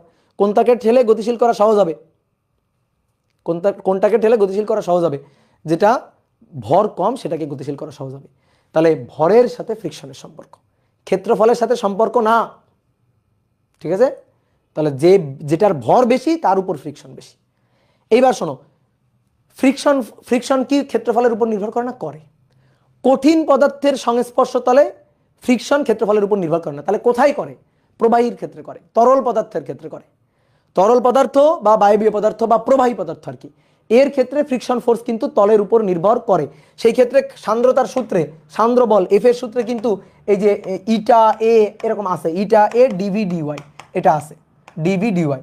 তো ইটা কি বুঝতে হবে না, ডিভি ডিওয়াই কি বুঝতে হবে না, এই যে ফ্রিকশন ফোর্স বা সান্দ্র বল এটা কিন্তু এর উপর নির্ভর করে। এটা আমরা পদার্থের গাঠনিক ধর্ম চ্যাপ্টারে গিয়ে দেখবো, এখন তোমার এগুলো জানতে হবে না। ঠিক আছে? ক্লিয়ার? প্যারাশুটের ক্ষেত্রে প্যারাশুটে কোনো ফ্রিকশন কাজ করে না। প্যারাশুটে যেটা কাজ করে সেটা হচ্ছে বাতাসের বাধা বল, সেখানে বলতে পারো বাতাসের ফ্রিকশন কাজ করে। ঠিক আছে? ওটা প্রবাহীর ফ্রিকশন। ঠিক আছে? ওটা প্রবাহীর ফ্রিকশন কাজ করে। তো বললামই তো, বাতাস, তরল এগুলা কি? প্রবাহী। আমি এখানে সুন্দর করে একটা কথা লিখছি, কঠিন পদার্থের সংস্পর্শ তল। বুঝতে হবে কেন লিখছি এটা, তাই না? কঠিন পদার্থের সংস্পর্শ তল। ক্লিয়ার? কথা বুঝছো? ওকে, তাহলে আমরা বুঝলাম যে ক্ষেত্রফলের উপর কঠিন পদার্থের ক্ষেত্রে ফ্রিকশন নির্ভরশীল না। এইবার আর একটা জিনিস বুঝতে হবে, সেটা হচ্ছে ঘর্ষণ কোণ, ফ্রিকশন অ্যাঙ্গেল। ঘর্ষণ কোণ, ঘর্ষণ কোণ বা ফ্রিকশন অ্যাঙ্গেল, ফ্রিকশন অ্যাঙ্গেল। ওকে, তো ঘর্ষণ কোণ কাকে বলে? ঘর্ষণ বল, বস্তুর উপর ক্রিয়ারত ঘর্ষণ বল এবং অভিলম্বিক প্রতিক্রিয়ার লব্ধি, অভিলম্বিক প্রতিক্রিয়ার, অভিলম্বিক প্রতিক্রিয়ার লব্ধি ঘর্ষণ বলের সাথে যে কোণ তৈরি করে, ঘর্ষণ বলের সাথে যে কোণ তৈরি করে তাকে ফ্রিকশন অ্যাঙ্গেল বা ঘর্ষণ, তাকে ঘর্ষণ কোণ বলে, তাকে ফ্রিকশন অ্যাঙ্গেল বা ঘর্ষণ কোণ বলে। তাহলে দেখো এটা হচ্ছে তল, এই তলে এই যেটা হচ্ছে বস্তু ছিল, ব্লকটা রাখা ছিল, তাহলে আমি বল প্রয়োগ করে এটাকে গতিশীল করার চেষ্টা করলাম, এই বল প্রয়োগ করে গতিশীল করার চেষ্টা করলাম। এই বস্তুর ওজন কাজ করছে কোন দিকে? নিচের দিকে, দ্যাট ইজ mg। অভিলম্বিক প্রতিক্রিয়া কোন দিকে? উপরের দিকে, অভিলম্বিক প্রতিক্রিয়া r। তাহলে আমি এই দিক বরাবর গতিশীল করতে চাইতেছি, তাহলে এই দিক বরাবর গতি সৃষ্টি করতে চাইতেছি, তাহলে ফ্রিকশন ফোর্স কাজ করবে তার বিপরীত দিকে, এই যে ফ্রিকশন ফোর্স ছোট হাতের f। তাহলে উপরে কি বলা হয়েছে?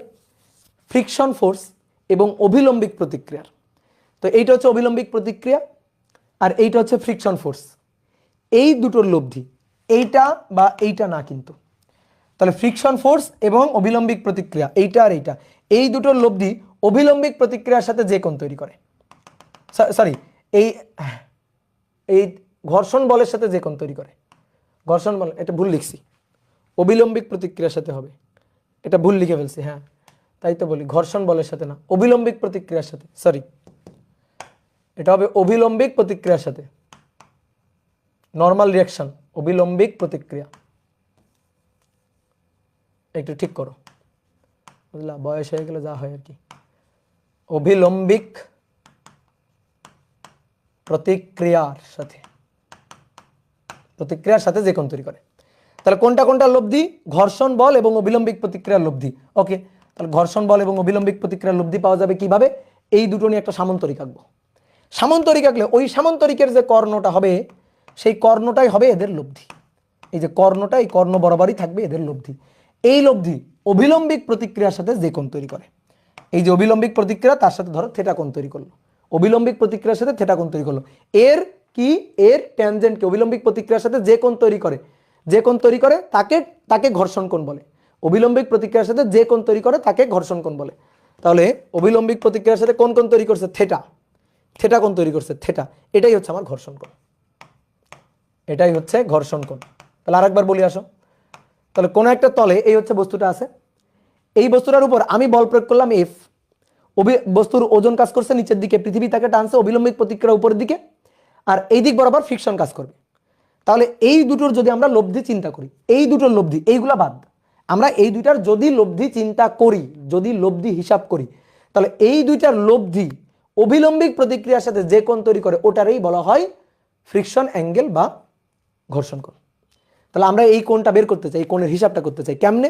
খুবই সহজ, যেভাবে আমরা কোণের হিসাব করি, এই যে এই কোণের ট্যান থিটা, তাহলে ট্যান থিটা ইকুয়াল টু, দেখো দাগ দিলাম, যার সাথে অ্যাঙ্গেল সে থাকবে সিঙ্গেল, পড়াইছি না তোমাদের?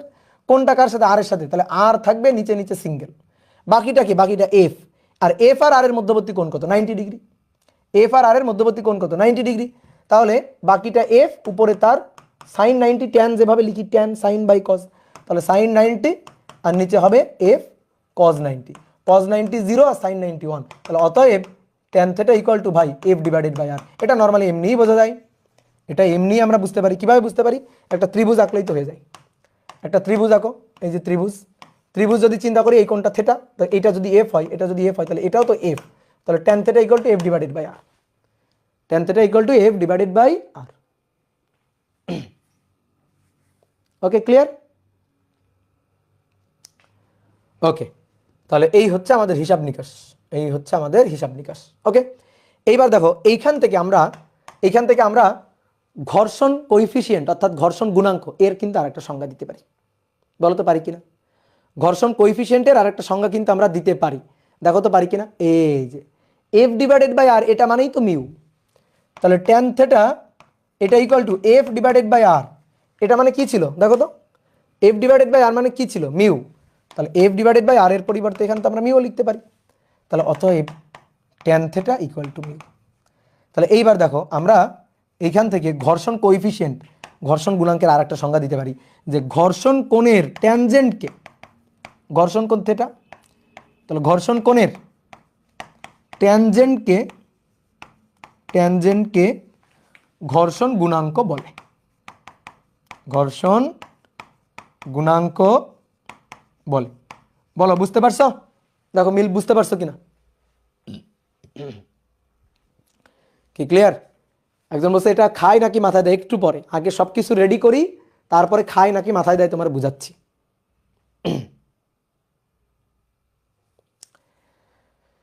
আগের ম্যাথে দুইটাই যদি 15 কেজি হয় তাহলে ফ্রিকশন ফোর্স সেম হবে। আগের ম্যাথে একজন প্রশ্ন করছো ভাই আগের ম্যাথে দুটাই 15 কেজি হলে, তো চিন্তা করো, তুমি একটু নিজে চিন্তা করো না, যদি মিউ সেম থাকে, মিউ যদি সেম হয় আর এম যদি 15 কেজি হয় দুটার, তাহলে তুমি নিজেই বলো, আমাকে জিজ্ঞেস করার দরকার আছে ফ্রিকশন ফোর্স কি হবে? ফ্রিকশন ফোর্স সেম হবে, তাই না? ওকে, ঠিক আছে। তাহলে আমরা মোটামুটি সব কিছু রেডি করলাম, তাহলে আমি তোমার আরেকবার বলি কি কি রেডি করলাম। আমরা প্রথমে দেখলাম ঘর্ষণটার উৎপত্তি কোথায়, তো ঘর্ষণের উৎপত্তি দেখলাম যে দুটো বস্তুর যে কন্টাক্ট সারফেস, সংস্পর্শ তল, সেই সংস্পর্শ তল, এটাকে ইংরেজিতে বলা হয় কন্টাক্ট সারফেস, কন্টাক্ট সারফেস, ঠিক আছে, কন্টাক্ট সারফেস। তাহলে কন্টাক্ট সারফেসে ঘর্ষণের উৎপত্তি, তো ঘর্ষণের উৎপত্তি কিভাবে সেটা দেখলাম। তারপরে আমরা কোন একটা বস্তুর ঘর্ষণ গুণাঙ্কটা হিসাব করলাম, ঘর্ষণ গুণাঙ্ক কি, ঘর্ষণ বলের সূত্র কি, সেইটা আমরা দেখলাম। তাহলে ঘর্ষণ গুণাঙ্ক হচ্ছে তলের অমসৃণতা, যে তল যত বেশি অমসৃণ সেই তলের ঘর্ষণ গুণাঙ্ক তত বেশি। এবার তারপরে আমরা জানলাম হচ্ছে ক্ষেত্রফলের উপর নির্ভর করে কি করে না, এটা নিয়ে অনেকের কনফিউশন, অনেকে ভাবে কি যত বেশি সংস্পর্শ তল ফ্রিকশন মনে হয় তত বেশি, মিথ্যা কথা। যত বেশি সংস্পর্শ তল ফ্রিকশন তত বেশি না। ধরো একটা বিছানার চাদর তুমি মেঝের উপর পাতে রাখছো, তাহলে বিছানার চাদর বেশি এলাকা জুড়ে আছে, ওই বিছানার চাদরটাকে যদি মনে করো একটা পিচ্ছি একটা পোলা ধরো টান দিয়ে নিয়ে গেল, তাহলে খুব সহজে সরাই ফেলতে পারলো, তাহলে বেশি সারফেস জুড়ে আছে, তার উপর ফ্রিকশন বেশি হইলে টান দিয়ে গতিশীল করা গেল, খুবই সহজে গতিশীল করা গেল কিভাবে, তাহলে ওর উপর ফ্রিকশন ফোর্স বেশি না। কিন্তু তুমি মনে করো ছোট্ট একটা তলের ক্ষেত্রফল কম, তো একটা বস্তু রাখছো কিন্তু অনেক বেশি ভার, অনেক বেশি ভর, তাহলে সেই ক্ষেত্রে তার উপর ফ্রিকশন কাজ করবে বেশি। তাহলে ফ্রিকশনটা নির্ভর করে দুইটা জিনিসের উপর, একটা হচ্ছে ঘর্ষণ গুণাঙ্ক, যে তল যত বেশি অমসৃণ সেই তলের ফ্রিকশন ফোর্স বেশি, আর একটা হচ্ছে ভরের উপর নির্ভর করে, আর জি তো কনস্ট্যান্ট, তাহলে ক্ষেত্রফলের উপর নির্ভর করে না, সেইটা আমরা দেখলাম। আর তারপর আমরা ঘর্ষণ কোণটা নিয়ে আলোচনা করলাম, এবং তারপরে লাস্টে পাইলাম ঘর্ষণ কোণের সাথে ঘর্ষণ গুণাঙ্কের একটা সম্পর্ক। তাহলে আমরা মোটামুটি সূত্র রেডি করে রাখলাম। এইবার আসুন, দুই ধরনের ঘর্ষণ বল, স্থিতি ঘর্ষণ আর চল ঘর্ষণ। তাহলে খুব সুন্দর করে এবার এই দুই ধরনের ঘর্ষণ বল নিয়ে আমাদের আলোচনা করতে হবে। তাহলে প্রথমে আসো স্থিতি ঘর্ষণ, এইবার সব ফিল করতে হবে। স্থিতি ঘর্ষণ বা স্ট্যাটিক ফ্রিকশন,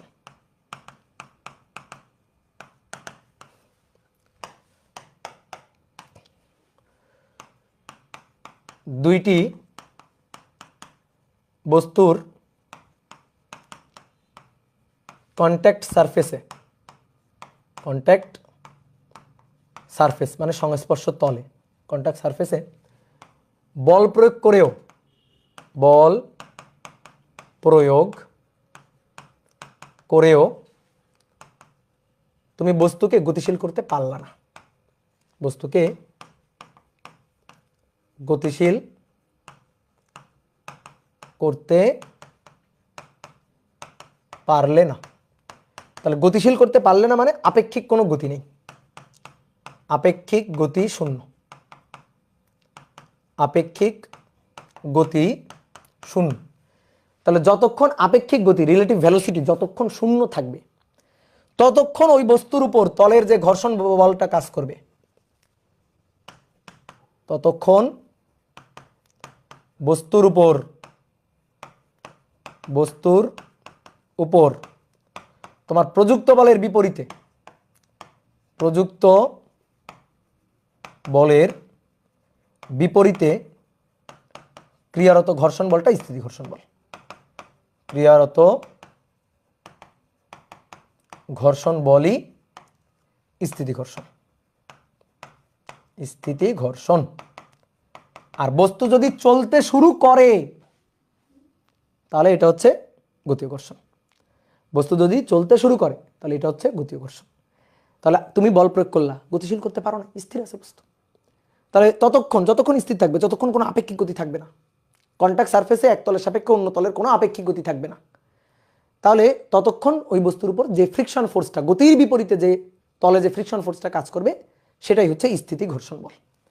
তাহলে দেখো, এই হচ্ছে তল, এই তলের উপর এই হচ্ছে বস্তুটা। তো এই বস্তুকে তুমি বল প্রয়োগ করলা, কিন্তু করে গতিশীল করতে পারো নাই, বস্তু স্থির আছে। তাহলে এর উপর স্থির থাকলে কয়টা বল কাজ করছে? তুমি এইদিকে ঠেলছো, তাহলে বিপরীত দিকে ফ্রিকশন কাজ করছে, ফ্রিকশন। আর কোনো বল আছে? হ্যাঁ আছে। এই যে আমরা একটু আগে দেখলাম, আলোচনা করলাম যে বস্তুকে পৃথিবী টানতেছে ওজন বলে নিচের দিকে, আর যেহেতু একটা তলে আছে তাহলে তলের একটা অভিলম্বিক প্রতিক্রিয়া থাকবে যেটা থাকবে উপরের দিকে। তাহলে এই 4টা বল কাজ করতেছে। তাহলে কোনো ধরনের কোনো আপেক্ষিক গতি নেই। তাহলে কোনো ধরনের কোনো আপেক্ষিক গতি যদি না থাকে তাহলে আর সমান সমান mg। ঠিক আছে, এবার বলো এই এফ বড় না এই এফ বড়? ঘর্ষণ বল বড় নাকি প্রযুক্ত বল বড়? এটা প্রযুক্ত বল, ঠিক আছে। গতি সৃষ্টি করার জন্য এই বল প্রয়োগ করছিল, কিন্তু বস্তুটা এত ভারী বা এই তলে ফ্রিকশন এত বেশি যে তুমি বস্তুটাকে গতিশীল করতে পারো নাই। তাহলে এটা হচ্ছে ঘর্ষণ বল, তাহলে ঘর্ষণ বল আর প্রযুক্ত বল এই দুইটা পরস্পর কি হবে? এই দুইটা পরস্পর সমান হবে। ঠিক আছে, এই দুইটা পরস্পর সমান হবে। কি ক্লিয়ার? তাহলে ঘর্ষণ বল এবং তোমার প্রযুক্ত বল এই দুইটা পরস্পর সমান। তাহলে এই হচ্ছে আমাদের স্থিতি ঘর্ষণের সূত্র। এটা হচ্ছে আমাদের স্থিতি ঘর্ষণের ক্ষেত্রে সূত্র। স্থিতি ঘর্ষণ। কি ক্লিয়ার? এইবার আসো গতীয় ঘর্ষণ। ঠিক আছে, এবার আসো গতীয় ঘর্ষণ বা চলঘর্ষণ। গতীয় ঘর্ষণ বা চলঘর্ষণ।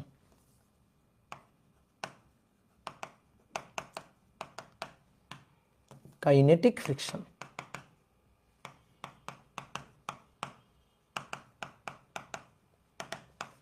এবার আপেক্ষিক গতি থাকবে। এই হচ্ছে তল, এই তলে ধরো এই ব্লকটাকে আমরা গতিশীল করতে চাই, এই ব্লকটাকে। তাহলে ব্লকের উপর বল প্রয়োগ করলাম, এদিক বরাবর ব্লকটার উপর বল প্রয়োগ করলাম। তাহলে এফ প্রযুক্ত বল, ঠিক আছে। নিচের দিকে ওজন mg, যেহেতু তলে আছে তলের একটা অভিলম্বিক প্রতিক্রিয়া কাজ করবেই, অবশ্যই করতে হবে। তাহলে এবার দেখো তুমি এই বস্তুটাকে এই দিক বরাবর ঠেলতেছো, ঠেলে তুমি গতিশীল করে নিয়ে গেছো। ঘর্ষণ বল কি কাজ করে নাই? অবশ্যই কাজ করছে। এই তল তো অমসৃণ তল না, মানে মসৃণ তল না, অমসৃণ তল। তাহলে অমসৃণ তল হলে অবশ্যই এই তলে ফ্রিকশন ফোর্স কাজ করছে। কোন দিকে? এই যে বিপরীত দিকে। তাহলে বিপরীত দিকে এই যে ফ্রিকশন ফোর্সটা কাজ করতেছে এইটা হচ্ছে গতীয় ঘর্ষণ। এইবার শোনো, বোর্ডে তাকাও। আগে আমরা ফ্রিকশন ফোর্সকে শুধু এফ দিয়ে লিখছিলাম না, শুধু এফ। তো আমার তো বুঝাইতে হবে এটা স্থিতি ঘর্ষণ, বুঝাইতে হবে না? এই কারণে আমরা এটাকে লিখবো এফএস, অর্থাৎ স্ট্যাটিক ফ্রিকশন। কি ক্লিয়ার? Static friction FS. তাহলে এইখানে ভাই এটা এফএস। ওকে, এইবার আসো এইটা হচ্ছে আমার প্রযুক্ত বল। এবার প্রযুক্ত বল বেশি, অবশ্যই প্রযুক্ত বল বেশি। ঘর্ষণ তো আর বেশি হইতে পারে না, একটু কমন সেন্স খাটা বল। ঘর্ষণ বল কি বেশি হইতে পারে? তাহলে প্রযুক্ত বলটা আমার বেশি, আর এই যে ঘর্ষণ বলটা এটা হচ্ছে kinetic friction, that is F K. এই এফ কে এর মানটা এবার কম। তাহলে এইবার চিন্তা করো, এই একটা বস্তু, এদিকে 10 নিউটন বল আর এদিকে 2 নিউটন বল, বলো কোনটা বেশি? 10 বেশি না 2 বেশি? 10 বেশি। তাহলে এই বস্তু যেদিকে বেশি ওই দিক বরাবর একটা ত্বরণ নিয়ে গতিশীল থাকবে না কেন? কারণ ওই দিক বরাবর তার লব্ধি বল থাকবে। সেই লব্ধি বলটা কত? লব্ধি বলের মানটা কত? এটা 10 আর এটা 2। তাহলে এই দিক বরাবর ক্রিয়ারত লব্ধি বল কত? 8 নিউটন, তাই না? তাহলে 8 নিউটন লব্ধি বল সে এবার পাবে। ওই লব্ধি বলে বস্তু কি থেমে থাকবে? বল প্রযুক্ত হলে কি হয়? ত্বরণ সৃষ্টি হয়। তাহলে স্থির অবস্থায় বস্তু ছিল ধরো, তাহলে ত্বরণ সৃষ্টি হবে, অর্থাৎ গতি বৃদ্ধি পাবে। তাহলে বস্তু চলতেছে, গতিশীল, এই কারণে চলঘর্ষণ বা কাইনেটিক ফ্রিকশন বা গতীয় ঘর্ষণ। ঠিক আছে, নামটা বোঝা গেছে? তাহলে এইবার আমরা তাহলে সূত্রটা কি লিখবো? বস্তু উপরে গেল না নিচে গেল? বলো, বস্তু উপরে গেল না নিচে গেল? ধরো এটা উলম্ব অক্ষ ওয়াই অক্ষ আর এটা অনুভূমিক অক্ষ, দ্যাট ইজ এক্স অক্ষ। তাহলে ওয়াই অক্ষ বরাবর কোনো গতি আছে? বল, ওয়াই অক্ষ বরাবর, উলম্ব অক্ষ বরাবর কোনো গতি আছে না?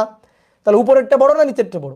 দুটোই সমান সমান, না উপরে উঠে গেছে না মাটির মধ্যে ঢুকে গেছে, তাহলে আর সমান সমান ভাইয়া mg। বাট এক্স অক্ষ বরাবর এবার দুইটা সমান না, এক্স অক্ষ বরাবর এবার কিন্তু দুটো সমান না। এক্স অক্ষ বরাবর অবশ্যই এটা বেশি এটা কম, তাহলে এটা যেহেতু বেশি তাহলে লব্ধি বল থাকবে এদিকে, এইদিকেই ত্বরণ সৃষ্টি হবে। তাহলে ওই যে নিউটনের সূত্র summation of F equal to M A, তাহলে এইটা মাইনাস এইটা, এই যে বলের ভেক্টর সাম লব্ধি, বলের লব্ধি এইটা মাইনাস এইটা ইকুয়াল টু হবে এম এ। এই যে এ ত্বরণ নিয়ে বস্তু গতিশীল থাকবে। এবার যদি বস্তু স্থির হয়, সরি বস্তু যদি মানে গতিশীল হলে দুইভাবে গতিশীল হইতে পারে, একটা হচ্ছে ত্বরণ নিয়ে আর একটা হচ্ছে সমবেগে। যদি বস্তু সমবেগে গতিশীল হয় তাহলে ভাই এ হবে শূন্য। সমবেগে গতিশীল, তো সমবেগে গতিশীল হতে পারে না, গতিশীল কয়ভাবে থাকতে পারে? দুইভাবে, তাহলে সমবেগে গতিশীল হলে এ হবে শূন্য। আর যদি ত্বরণ নিয়ে গতিশীল হয়, ত্বরণ নিয়ে যদি বস্তু গতিশীল হয় তাহলে এর মান আর সেই ক্ষেত্রে শূন্য হবে না, এর মান কিছু একটা হবে। এই হচ্ছে আমাদের গতীয় ঘর্ষণ, বুঝতে পারছো? এইটা হচ্ছে আমাদের গতীয় ঘর্ষণ বল। কি ক্লিয়ার? তাহলে এইবার তুমি আমার একটা কথা বলবা, আসো। এই যে এই একটা তল, এই তলে একটা বস্তু আছে, ভালো করে বুঝবা এবার। এই তলে একটা বস্তু আছে, এই তলের যে ঘর্ষণ গুণাঙ্কটা, এই তলের এই কন্টাক্ট সারফেসের যে friction coefficient that is mu equal two 0.1। এই যে বস্তুটা, এই বস্তুটার ভর এম, এটা 10 কেজি, এবং আলোচনার সুবিধার জন্য আমরা জি এর মান ধরে নিলাম 10 মিটার পার সেকেন্ড স্কয়ার, এটা ধরে নিলাম, ঠিক আছে? এগুলা গিভেন, এগুলো সব গিভেন। জি এর মান 10 ধরে নিলাম, কোনো সমস্যা আছে? 9.8 হিসাব করতে গেলে একটু ক্যালকুলেটর লাগবে, তো ক্যালকুলেটর ছাড়া যদি হিসাব করতে চাই তাহলে 10 ধরে নিলাম আর কি। ওকে, তাহলে এবার আসো, এই হচ্ছে বস্তুটা আর এইটা হচ্ছে সংস্পর্শ তল। তোমরা এখন কোনো প্রশ্ন করো না, এত বড় বড় প্রশ্ন করলে আমি ওগুলো পড়তে পারতেছি না, তাহলে তোমরা প্রশ্ন পরে করিও, যত প্রশ্ন থাকে পরে করিও, আগে শোনো। এত বড় বড় এই যে কমেন্টগুলো লিখতেছো, এটা লিখতে গিয়ে তুমি তো কন্টেন্ট মিস করে ফেলতেছো, তাই না? বুঝতে পারছো? নিজের পায়ে নিজে কুড়াল মালা বোঝো। ধরো সাপোজ তুমি মানে একটু প্রভাবটা টের পাও, কল্পনা করো, ধরো একটা কুড়াল নিছো, কুড়াল নিয়ে নিজের পায়ে দিলে একটা কোপ, বলো তো তোমার কত যন্ত্রণা হবে, কত ব্যথা হবে, হবে না? তো তুমি এখন এই যে এত বড় বড় কমেন্ট লিখতেছো এই লেকচার শোনা বাদ দিয়ে, তাহলে তুমি আসলে কি করতেছো? কন্টেন্ট মিস করে ফেলতেছো। আমার ছোট্ট ছোট্ট কথাগুলো খুব ইম্পর্টেন্ট। তাহলে তুমি নিজের পায়ে নিজে কুড়াল দিচ্ছ কিন্তু, কারণ তুমি পরে ধরো যে এখন ক্লাস করে ফেললে পরে এসে তুমি আবার এই লেকচারটা প্রথম থেকে দেখবা না, তাই না? তাহলে কন্টেন্ট তোমার কিন্তু মিস হয়ে গেল, কথা কিন্তু মিস হয়ে গেল। এই কারণে আমি যা বলি একেবারে মনে করো যে হাঁ করে গিলবা, ঠিক আছে?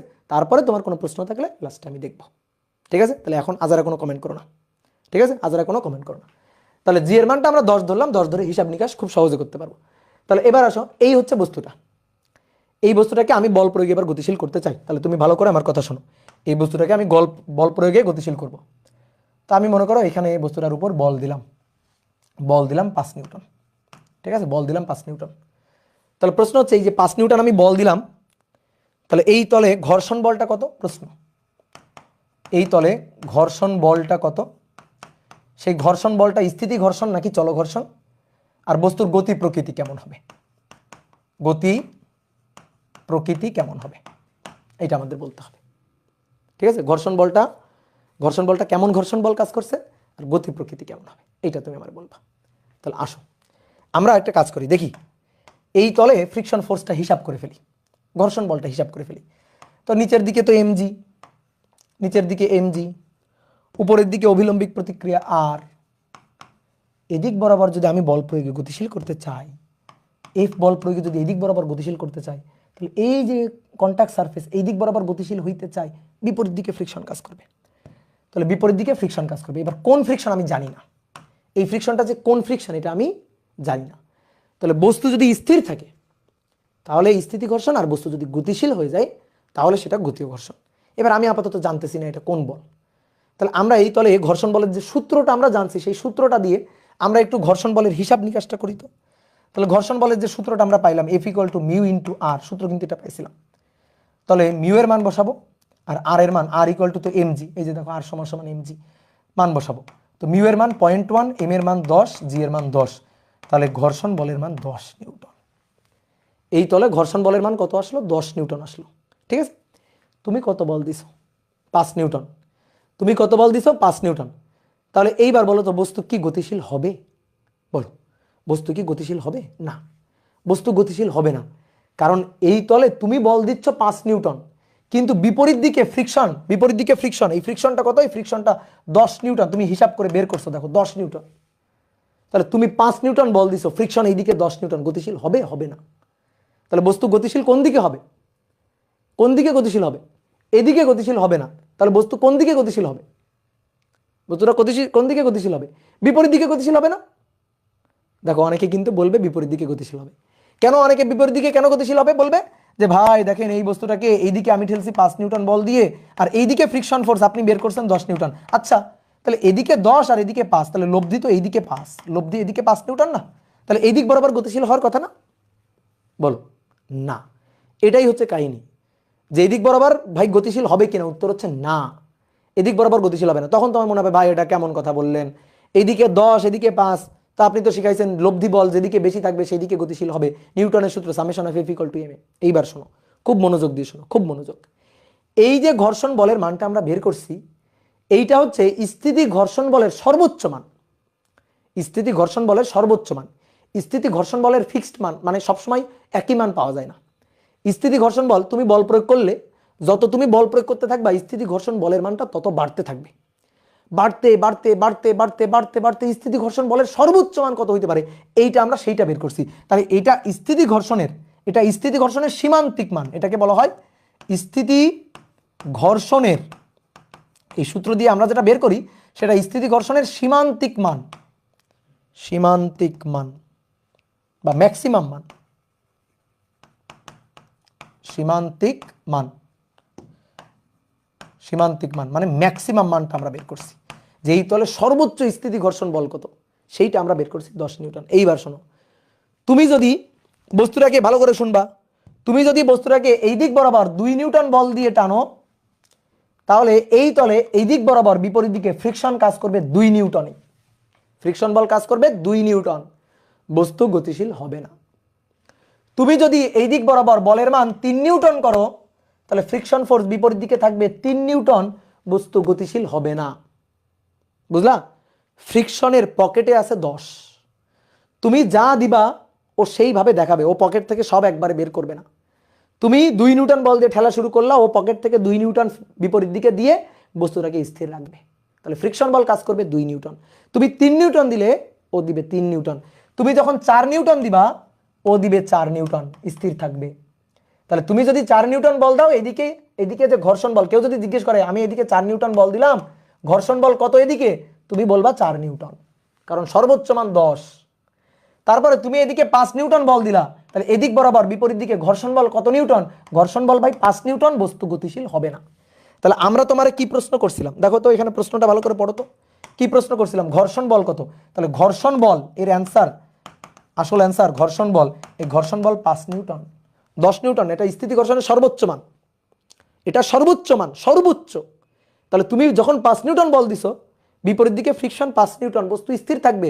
তাহলে বস্তুর গতি প্রকৃতি কেমন, গতি প্রকৃতি স্থির, বস্তু স্থির থাকবে। তাহলে ঘর্ষণটা কেমন ঘর্ষণ, স্থিতি ঘর্ষণ। ঠিক আছে, ক্লিয়ার? এইবার তুমি যখন দিলা, ধরো ভালো করে শোনো, তুমি যখন দিলা 6 নিউটন, তাহলে ফ্রিকশন ফোর্স 6 নিউটন, বস্তু তাও স্থির। তুমি যখন দিলা 7 নিউটন, 7 নিউটন, বস্তু দিবে ফ্রিকশন বল দিবে 7 নিউটন, স্থির। তুমি দিলে 8 নিউটন, আরো বাড়াইলা 8 নিউটন, তাও তুমি ঠেলে বস্তুটাকে গতিশীল করতে পারলা না, কারণ তখন ঘর্ষণ বল 8 নিউটন, স্থির। তুমি দিলা 9 নিউটন, ঘর্ষণ বল 9 নিউটন, স্থির। তুমি দিলা 10 নিউটন, শোনো ভালো করে, 10 নিউটন, বিপরীত দিকে ঘর্ষণ বল 10 নিউটন, বস্তু স্থির। এইবার তুমি দিলা 11 নিউটন, ওর পকেটে ছিল কত, পকেটে ছিল কত, পকেটে ছিল 10, হাইস্ট 10। তাহলে ও এবার বিপরীত দিকে ঘর্ষণ দেখাবে 10, কিন্তু তুমি কত দিছো, 11। তাহলে এই দিকে লব্ধি আছে 1, বস্তু আর স্থির থাকবে না, বস্তু এবার চলতে শুরু করবে, বস্তু হয়ে যাবে গতিশীল। তখন যে ঘর্ষণ বলটা কাজ করবে সেটা হচ্ছে গতীয় ঘর্ষণ। তাহলে 10 নিউটন দেওয়া পর্যন্ত স্থিতি ঘর্ষণ, ঠিক আছে? আর 10 নিউটনের পরে জাস্ট একটু বেশি দাও, একটু বেশি দাও, তাহলে তখন সেটা হয়ে যাবে গতীয় ঘর্ষণ। বুঝতে পারছো? তখন সেটা হয়ে যাবে গতীয় ঘর্ষণ। মনে করো একটা ভারী আলমারি আছে, একটা ভারী কাঠের বক্স বসানো আছে, ঠিক আছে? দেখবা অনেক সময় তুমি তোমার বাসার যদি ভারী কোনো আলমারি টালমারি থাকে, তুমি একটু ঠেলে গতিশীল করার চেষ্টা করো, দেখবা পারবা না। আর একটু বল দিবা, তাও পারবা না। আর একটু বেশি বল দিবা, তাও পারবা না। তারপরে 3জন 4জন মিলে ধাক্কা দিবা, দেখবা গতিশীল হয়ে গেছে। কেন? ওই যে 3জন 4জন মিলে ধাক্কা দিলে কি হয়ে গেছে, তখন অনেক বেশি বল প্রয়োগ করছো, স্থিতি ঘর্ষণ বলের সর্বোচ্চ যে মানটা সেটার অতিক্রম করে ফেলছো, তখন বস্তু গতিশীল হয়ে চলতেছে। ঠিক ক্লিয়ার? তাহলে যখন বস্তু গতিশীল থাকবে তখন এটা গতীয় ঘর্ষণ বল কাজ করবে। তাহলে এই ব্যাপারটা ভালো করে বুঝতে হবে যে ঘর্ষণ বোঝে, মানে ঘর্ষণ বোঝ যদি বুঝতে চাই তাহলে এই জিনিসটা ভালো করে বুঝতে হবে। তাহলে এবার আসো আমরা এর জিনিসের একটা ছক আঁকবো, এই জিনিসের একটা সুন্দর করে ছক আঁকবো আমরা। ঠিক আছে? তাহলে আসো এই যে ঘটনা এতক্ষণ বললাম তারই একটা হিসাব নিকাশ করব আমরা ছকে।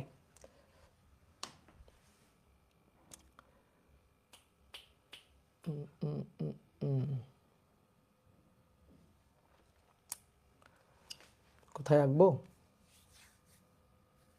গ্রাফ আঁকতে হবে তো, একটা জায়গা হবে, হ্যাঁ হবে। উপরে আঁকি।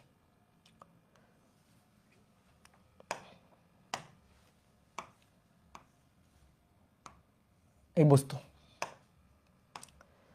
বস্তুর উপর এই যে প্রযুক্ত বল এটা হচ্ছে এফ, নিচের দিকে এমজি, উপরের দিকে অভিলম্বিক প্রতিক্রিয়া আর। ওকে, আর এই দিক বরাবর ফ্রিকশন ফোর্স। ঠিক আছে, ফ্রিকশন ফোর্স। এই ফ্রিকশন ফোর্স যতক্ষণ বস্তু স্থির থাকবে ততক্ষণ সেটা এফএস, আর যখন বস্তু গতিশীল বা চলতে শুরু করবে তখন সেটা এফ কে। ওকে, তাহলে এবার একটা ছক তৈরি করি আমরা।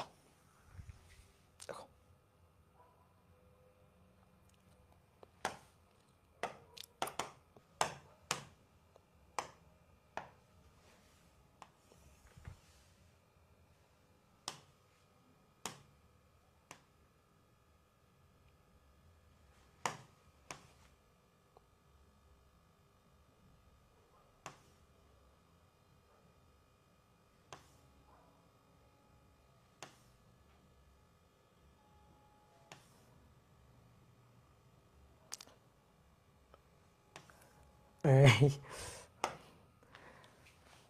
1 2 3 4 5 6 7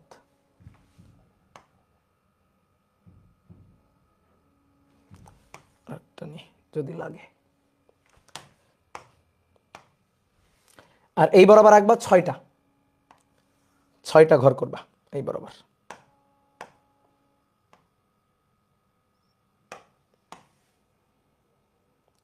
1 2 3 4 5 6। ওকে, তাহলে প্রথম ঘরে আমরা লিখব প্রযুক্ত বল, প্রযুক্ত বল এফ। প্রথম ঘরে প্রযুক্ত বল এফ। তারপরে লিখব হচ্ছে ঘর্ষণ বল, ঘর্ষণ ছোট হাতের এফ। তারপরে লব্ধি বল, লব্ধি বল। তারপরে ত্বরণ, তারপরে গতি প্রকৃতি এবং ঘর্ষণের রূপ, কি ধরনের ঘর্ষণ। ঠিক আছে, তাহলে হিসাব একই রকম।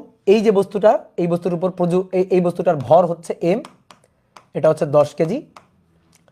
অভিকর্ষ ত্বরণ জি কে আমরা ধরলাম 10 মিটার পার সেকেন্ড স্কোয়ার, আর তলের ঘর্ষণ গুণাঙ্ক mu equal two 0.1, mu equal two 0.1। এইবার শোনো, যতক্ষণ বস্তু স্থির ততক্ষণ যে ঘর্ষণ গুণাঙ্কটা কাজ করবে সেটা হচ্ছে মিউ এস, আর যখন বস্তু গতিশীল তখন যে ঘর্ষণ গুণাঙ্কটা কাজ করবে সেটা মিউ কে। তো স্থিতি ঘর্ষণ গুণাঙ্ক আর চল ঘর্ষণ গুণাঙ্ক দুইটা আলাদা জিনিস। স্থিতি ঘর্ষণ গুণাঙ্ক আর চল ঘর্ষণ গুণাঙ্ক এই দুইটা আলাদা জিনিস হয়। তাহলে মিউ এস 0.1, মিউ কে এর মানটা একটু কম হবে, গতীয় ঘর্ষণের মানটা কম হবে, সেটা আমি তোমার একটু পরে বুঝাচ্ছি। গতীয় ঘর্ষণের মানটা কম হবে, তো সেটা কম কত, ধরো 0.04, ধরো 0.04, ওটা 0.1, এটা 0.04। এবার আমরা এখানে মানগুলো বসাই। আসো, তাহলে প্রথমে আসো, ধরো এই প্রযুক্ত বলটা দেওয়া হয়েছে, প্রথমে প্রযুক্ত বলটা দেওয়া হয়েছে ধরো 7 নিউটন, তারপরে দেওয়া হয়েছে 8 নিউটন, তারপরে দেওয়া হয়েছে ধরো 9 নিউটন, তারপর ধরো দেওয়া হয়েছে 10 নিউটন। ঠিক আছে, 10 নিউটন, তারপরে 11 নিউটন, 12 নিউটন, ঠিক আছে, 15 নিউটন, 20 নিউটন। আর একটা ঘরের দরকার নেই, ঠিক আছে, বা এটা 25 নিউটন ধরো দিয়ে দিলাম, 25 নিউটন। তাহলে আসো দেখো আমরা হিসাব করবো এবার ঘর্ষণ বল। ঠিক আছে, এই হচ্ছে প্রযুক্ত বলগুলা, ঘর্ষণ বল হিসাব করব। তাহলে এখান থেকে আমরা ঘর্ষণ বল হিসাব করে এফ এস ম্যাক্সিমাম পাবো, ম্যাক্সিমাম স্থিতি ঘর্ষণের সর্বোচ্চ মান মিউ এম জি, তাই তো, mu into R, that means mu M G. তাহলে একটু আগেই আমরা হিসাব করে আসছি 0.1। ঠিক আছে, এটা বসাবো স্থিতি ঘর্ষণের সর্বোচ্চ মান, স্থিতি ঘর্ষণের সর্বোচ্চ মান, তাহলে স্থিতি ঘর্ষণ গুণাঙ্ক বসাবো, স্থিতি ঘর্ষণের সর্বোচ্চ মান স্থিতি ঘর্ষণ গুণাঙ্ক। আমি তোমার আবার বলতেছি স্থিতি ঘর্ষণ গুণাঙ্কের মানটা চল ঘর্ষণ গুণাঙ্ক থেকে একটু বেশি হবে। দেখো তোমার প্রথমে একটু কনসেপ্ট দিয়ে বুঝাই। তুমি সাইকেল চালাইছো, যারা যারা সাইকেল চালাইছো তারা বুঝবা।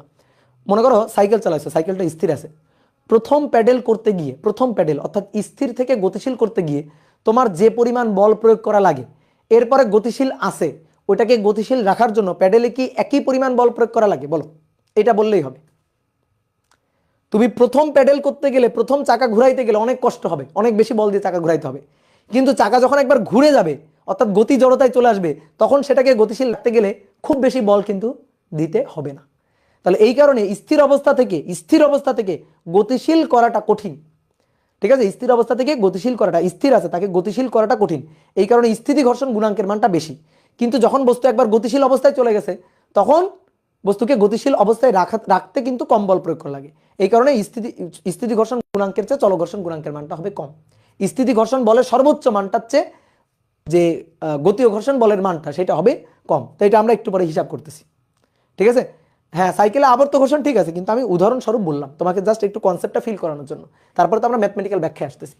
এবার আসো ঘর্ষণ বলের হিসাব করব। তাহলে তুমি দেখো যেটা আমরা হিসাব করছি সেটা হচ্ছে ঘর্ষণ বলের, স্থিতি ঘর্ষণ বলের সর্বোচ্চ মান 0.1 10 × 10, তাহলে 10 নিউটন এটা। এইবার আসো তুমি দিছো কত, এইদিকে দিছো কত 7 নিউটন, স্থিতি ঘর্ষণ বলের সর্বোচ্চ মান কত 10 নিউটন। তাহলে ঘর্ষণ বল কাজ করবে কতটুকু? ঘর্ষণ বল কতটুকু কাজ করবে দেখি তোমরা বলবা। তুমি এখানে দিছো 7 নিউটন আর স্থিতি ঘর্ষণ বলের সর্বোচ্চ মান 10, সর্বোচ্চ মান বল, তো এদিকে কি 10 নিউটন কাজ করবে? 10 নিউটন কাজ করলে তো ভূত দেখার মতো ঘটনা হবে। যদি অনেকে বলে না ভাই 10 নিউটনই কাজ করবে, আচ্ছা ঠিক আছে আমি ধরে নিলাম 10 নিউটন কাজ করবে, তাহলে এদিকে দিলা তুমি 7, তাহলে এদিকে দিলা 10, তাহলে দেখো এর উপর লব্ধি বল এদিকে 3। তাহলে চিন্তা করো, সাপোজ এই মোবাইলটা আছে এখানে তলে, আমি এই মোবাইলটাকে ঠেলে ওইদিকে ঠেলে 7 নিউটন বল গতিশীল করার চেষ্টা করলাম, কিন্তু এই তলে ঘর্ষণ বল 10। তাহলে আমি যখনই এর ঠেলতে যাব, তাহলে মানে ঠেলতে যাব, ধরো ঠেলা দিব, ও আমি যেদিকে ঠেলা দিলাম সেদিকে না গিয়ে উল্টারও এদিকে চলে আসবে, এটা হয়? তাহলে তো ভূত দেখার মতো হবে যে ভূতে ঠেলতেছে এটারে। তাহলে এরকম ঘটনা তো বাস্তবে হয় না। তাহলে আমি এদিকে 7 নিউটন দিলে ওইদিকে ঘর্ষণ বল 7 নিউটনই থাকবে, তাহলে ঘর্ষণ বল হবে 7 নিউটন। গুড। তুমি বল দিছো 8 নিউটন, বলো ঘর্ষণ বল কত হবে? ঘর্ষণ বল কত হবে? 8। ইয়েস, তাহলে লব্ধি বল 0, লব্ধি বল 0, লব্ধি বল 0। ঠিক আছে, ত্বরণ কত হবে? লব্ধি বল যদি 0 হয় তাহলে ত্বরণ 0, এ 0, এ 0, ত্বরণ হবে 0। কি ক্লিয়ার? তাহলে লব্ধি বল 0, সুতরাং ত্বরণ হবে 0। গতি প্রকৃতি স্থির, গতি প্রকৃতি স্থির, এখানেও স্থির। ঘর্ষণের রূপ স্থিতি ঘর্ষণ, স্থিতি ঘর্ষণ। ঠিক আছে, এটাও স্থিতি ঘর্ষণ, ডট ডট দিলাম। এটা কি সবাই বুঝছো? এবার বলো 10 নিউটন দিলা, এবার 10 নিউটন দিলে ঘটনা কি হবে বলো? 10 নিউটন, 10 নিউটন দিলে ঘটনা কি হবে? 10 নিউটন দিলে ঘর্ষণ বল হবে 10 নিউটন। ঠিক আছে, ঘর্ষণ বল হবে 10 নিউটন। স্থিতি ঘর্ষণের সর্বোচ্চ মান 10, 10 দেখাই দিবে, ওর পকেটে যা ছিল সব দেখাই দিবে। লব্ধি বল 0। ঠিক আছে, ত্বরণ এও হবে 0। এবার গতি প্রকৃতি কেমন হবে? স্থিরই হবে, কিন্তু গতিশীল হওয়ার উপক্রম হবে। স্থির আছে, মনে করো নড়বড় আর একটু ধাক্কা দিলেই দৌড় দিত আর কি। তাহলে এটা হচ্ছে গতিশীল হওয়ার উপক্রম, স্থির বাট গতিশীল হওয়ার উপক্রম। গতির উপক্রম মানে কি? গতিশীল হওয়ার উপক্রম মানে কি? আরেকটু ধাক্কা দিলেই দৌড় দিত। ঠিক আছে, গতিশীল হওয়ার উপক্রম মানে জানো স্থির আছে, আর একটু ধাক্কা দিলে দৌড় দিত, আর সামান্য একটু দিলেই হয়ে যেত। তাহলে ঘর্ষণের রূপ কি হবে? স্থিতি ঘর্ষণের সীমান্তিক মান সর্বোচ্চ স্থিতি ঘর্ষণ, এটা হবে সর্বোচ্চ স্থিতি ঘর্ষণ। ঠিক আছে, এটা হচ্ছে স্থিতি ঘর্ষণের সীমান্তিক মান, সীমা। এরপরে আর স্থিতি ঘর্ষণ কাজ করবে না, এরপরে গতীয় ঘর্ষণ কাজ করবে। এবার আসো এরপর 11 নিউটন, তাহলে তখন ঘর্ষণ বল কত? তখন ঘর্ষণ বল কত? 11 নিউটন যখন, তখন ঘর্ষণ বল কত? 11 নিউটন যখন, দেখো এই 11 নিউটন এটা স্থিতি ঘর্ষণ বল 10-এর চেয়ে বেশি। এই 11 নিউটন এটা স্থিতি ঘর্ষণ বল 10-এর চেয়ে বেশি, এই যে গ্রেটার দেন 10। এই যে 11 নিউটন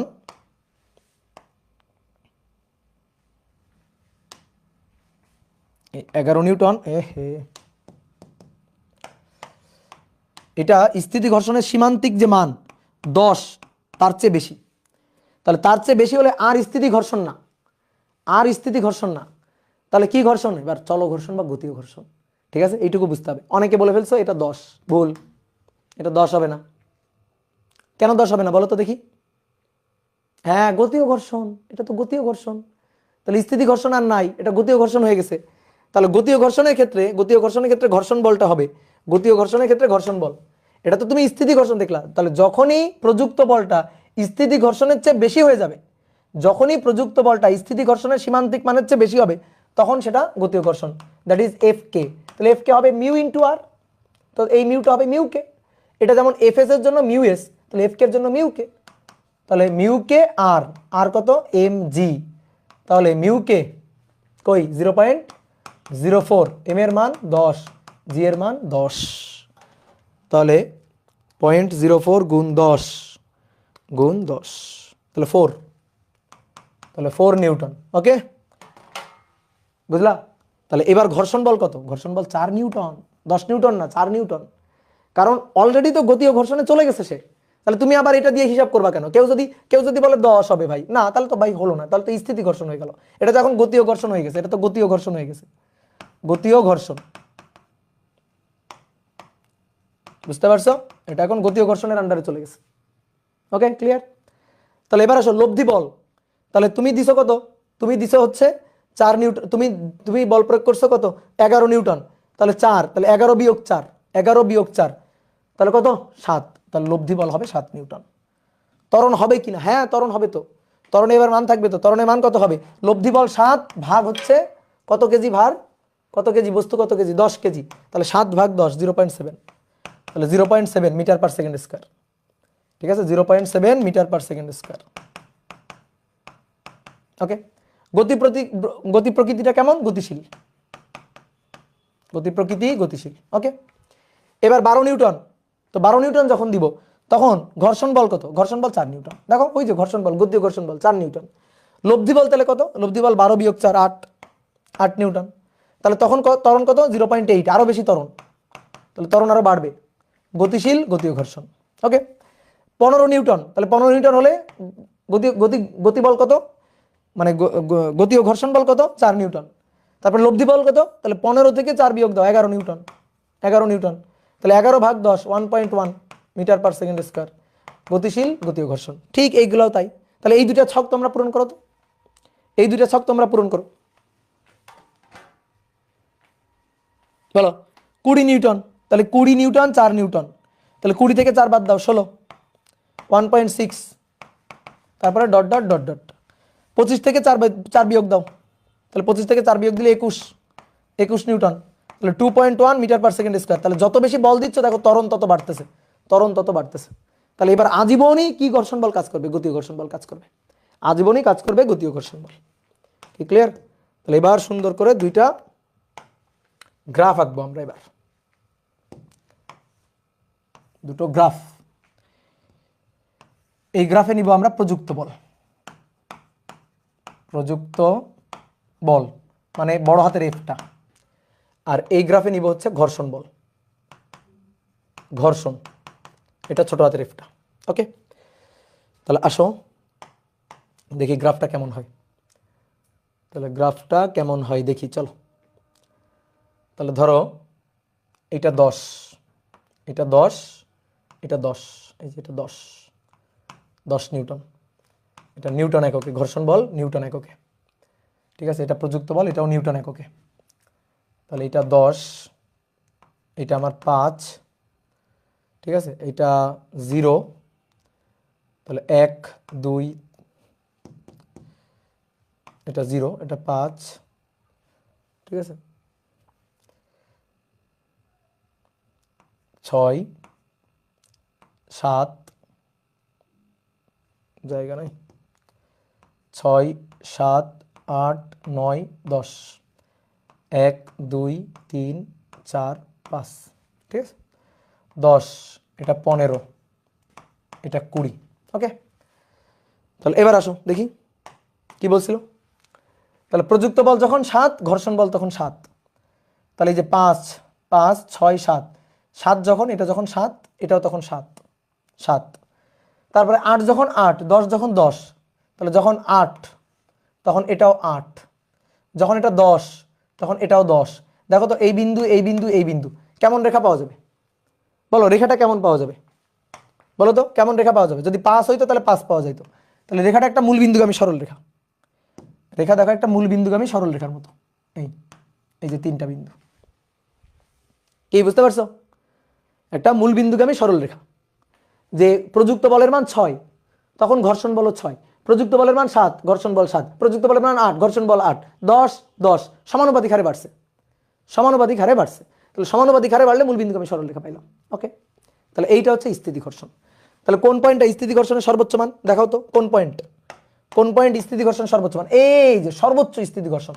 তাহলে এটা হচ্ছে এফএস ম্যাক্সিমাম, এফএস ম্যাক্সিমাম। ঠিক আছে, তাহলে স্থিতি ঘর্ষণ বলের সর্বোচ্চ মান, সর্বোচ্চ মান। আর স্থিতি ঘর্ষণ বলটা সেটা প্রযুক্ত বল এফ এর সমানুপাতিক।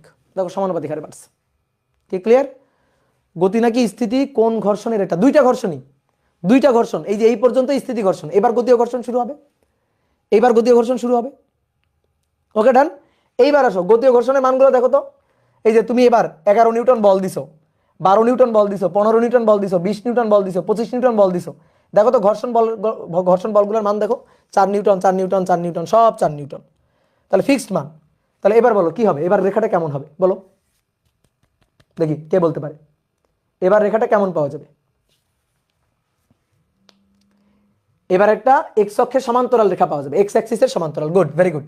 তাহলে দেখো যখন আমি 11 নিউটন দিলাম তখন 4, তাহলে 10-এর থেকে 1 বেশি 11, 10-এর থেকে 1 বেশি 11 তখন 4। ধরো এটা 4, এই মানটা হচ্ছে ধরো 4, এই মানটা 4 নিউটন, তাহলে তখন হচ্ছে 4 নিউটন।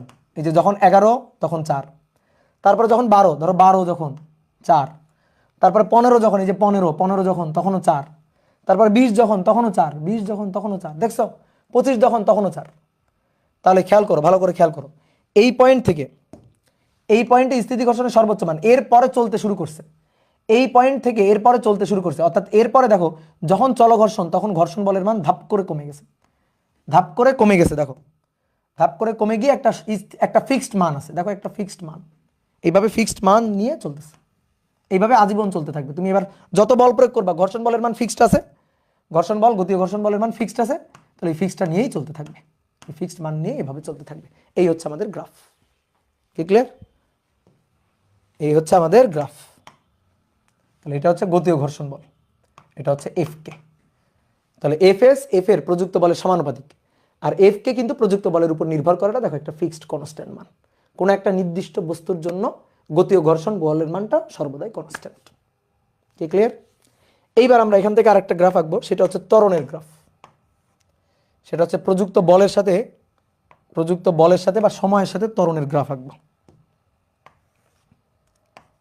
তাহলে প্রযুক্ত বল এফ আর এটা হচ্ছে ত্বরণ। আসো দেখো তো ত্বরণ, দেখো তো ত্বরণ কি ছিল এই পর্যন্ত, এই যে স্থিতি ঘর্ষণ এই পর্যন্ত, এই পর্যন্ত ত্বরণ কেমন ছিল? শূন্য। এই যে ত্বরণ 0 0 0, ত্বরণ 0। তারপর ত্বরণ বাড়তেছে 0.7 0.8 1.1 1.6 সমানুপাতিক হারে বাড়তেছে। তাহলে ত্বরণের গ্রাফটা কেমন হবে তোমরা বলো আমারে, ত্বরণের গ্রাফটা কেমন হবে তোমরা আমার বলো। তাহলে ত্বরণের গ্রাফটা এই পর্যন্ত থাকবে 0, স্থিতি ঘর্ষণ তো এই যে স্থিতি ঘর্ষণ তো 0 তো থাকবেই। এই যে স্থিতি ঘর্ষণ অংশে ত্বরণ থাকবে 0।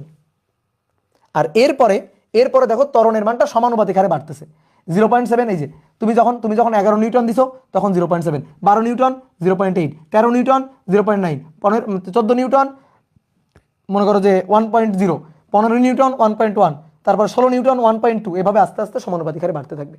তাহলে তখন গ্রাফটা পাওয়া যাবে এরকম একটা গ্রাফ। কি ক্লিয়ার?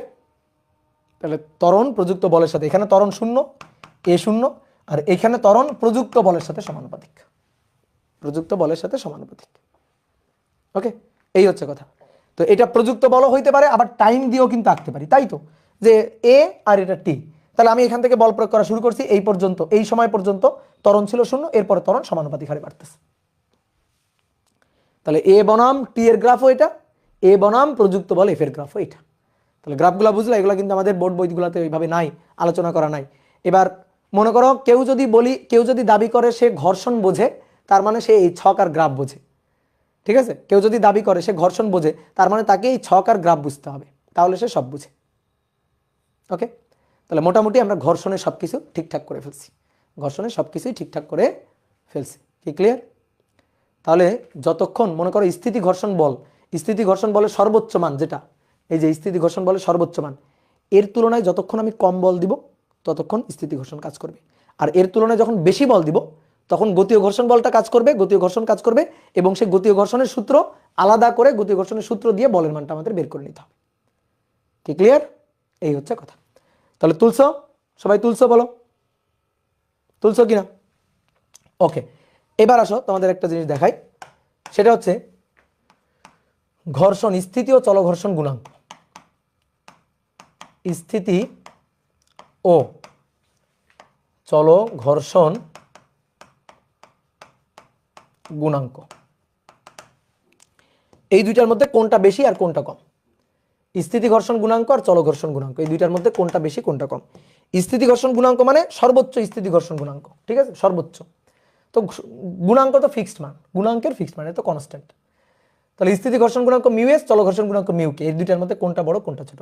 আচ্ছা, তাহলে বলো তো স্থিতি ঘর্ষণ বল, স্থিতি ঘর্ষণ বল, এতক্ষণ তো সূত্রের হিসাব নিকাশ করলাম, তাহলে বলো স্থিতি ঘর্ষণ বলের সূত্র বলো, এফ বলো, বা এফ এস, সর্বোচ্চ আর কি, সর্বোচ্চ স্থিতি ঘর্ষণ বল, সর্বোচ্চ স্থিতি ঘর্ষণ বল এফ এস ম্যাক্স, বলো এর সূত্রটা বলো, সূত্রটা কি হবে? মিউ ইন্টু আর, তাহলে মিউ আর এর জায়গায় এমজি। এবার স্থিতি ঘর্ষণের জন্য মিউ এস আর এই পাশে চল ঘর্ষণ বল, তাহলে চল ঘর্ষণ বলের জন্য, ঘর্ষণ বলের আজীবন সূত্র ভাই, সেটা যে ধরনের বল হোক, মূল সূত্র F equal to mu into R, এটা আগে লিখে নিবা। এবার চল ঘর্ষণ, তাহলে এফ কে, এখানে মিউ এর জায়গায় হবে মিউ কে, তাহলে মিউ কে আর এর জায়গায় আর ইকুয়াল টু এমজি আমরা দেখলাম। ঠিক আছে, ধরো একই বস্তু আর কি, ঠিক আছে, একই বস্তু, সুতরাং তার ভর এম জি, তাহলে আলাদা কি মিউ এস, আলাদা হচ্ছে মিউ কে, অর্থাৎ যতক্ষণ স্থির ছিল মিউ এস, গতিশীল মিউ কে। ওকে, এবার আসো এই দুইটার মধ্যে কোনটা বেশি আর কোনটা কম আমরা একটু দেখি তো, কোনটা বেশি কোনটা কম। তুমি চিন্তা করো, এই যে এই তলের উপর একটা বস্তুকে তুমি গতিশীল করবা, গতিশীল করতে হবে, তোমাকে বললাম গতিশীল করো, ধাক্কা দিয়ে গতিশীল করো, সর্বোচ্চ কত বল দিলে গতিশীল হবে? তা আমি বললাম সর্বোচ্চ 10 নিউটন বল দিয়ে গতিশীল হবে। তাহলে এটা স্থিতি ঘর্ষণের সর্বোচ্চ মান না? সর্বোচ্চ 10 নিউটন দিলে গতিশীল হবে, এটা স্থিতি ঘর্ষণের সর্বোচ্চ মান না? ক্লিয়ার? স্থিতি ঘর্ষণের সর্বোচ্চ মান। এইবার তোমার আমি বললাম একটা বস্তু গতিশীল আছে, ঠিক আছে, একটা বস্তু গতিশীল আছে, এটা গতিশীল, অলরেডি গতিশীল, তাহলে গতিশীল ওরে থামাইও না, ওরে গতিশীল রাখো, ওর বেগ বৃদ্ধি করো, তোমার আমি বললাম ওর বেগ বৃদ্ধি করো। তাহলে গতিশীল আছে, এই অবস্থায় এই তলে যে ঘর্ষণ বলটা কাজ করবে, সেই ঘর্ষণ বলটা স্থির অবস্থা থেকে গতিশীল করার জন্য যে বল দিয়ে গতিশীল করতে হবে তার তুলনায় বেশি হবে না কম হবে? বলো তো, বলো, তার তুলনায় বেশি হবে না কম হবে? তাহলে কম হবে, স্বাভাবিক, কমন সেন্স। তাহলে এইটা হচ্ছে মিউ কে, তাহলে মিউ কেটা হবে মিউ এস এর থেকে কম। তাহলে আমরা বুঝলাম যে আচ্ছা, তাহলে মিউ কেটা মিউ এস এর চেয়ে কম, তাহলে মিউ এসটা গ্রেটার দেন মিউ কে। ঠিক আছে, এই মিউ এস মানে কিন্তু ম্যাক্সিমাম, ঠিক আছে, আমি বারবারও বলতেছি আমরা যেটা হিসাব করতেছি সেটা কিন্তু ম্যাক্সিমাম, তাহলে মিউ এসটা মিউ কের থেকে বেশি হবে। ওকে, তাহলে বেশি যদি হয় তাহলে mu S equal to, sorry, mu S বলতেছি এফ এসটা এফ কের চেয়ে বেশি হবে। এবার F S equal to mu S M G greater than F K equal to mu K M G, M কাটা এম কাটা, তাহলে অতএব mu S greater than mu K. Okay, এই হচ্ছে কাহিনী, বুঝলা? তাহলে স্থিতি ঘর্ষণ গুণাঙ্কের মানটা অবশ্যই চল ঘর্ষণ গুণাঙ্কের চেয়ে কোনো একটা তলে অবশ্যই বেশি হবে, ঠিক আছে, অবশ্যই বেশি। তাহলে এই হচ্ছে আমাদের হিসাব নিকাশ, মোটামুটি ঘর্ষণের হিসাব নিকাশ সব হয়ে গেছে। তো আমরা এবার কয়েকটা টাইপ একটু আলোচনা করব, কয়েকটা টাইপ আলোচনা করব যাতে আমরা ম্যাথগুলা খুব ইজিলি পারি। তাহলে আসো প্রথমে টাইপ ওয়ান। টাইপ ওয়ান হচ্ছে অমসৃণ তলে অনুভূমিক তলে কেমন তল? অমসৃণ তল, অনুভূমিক তল। অমসৃণ অনুভূমিক তলে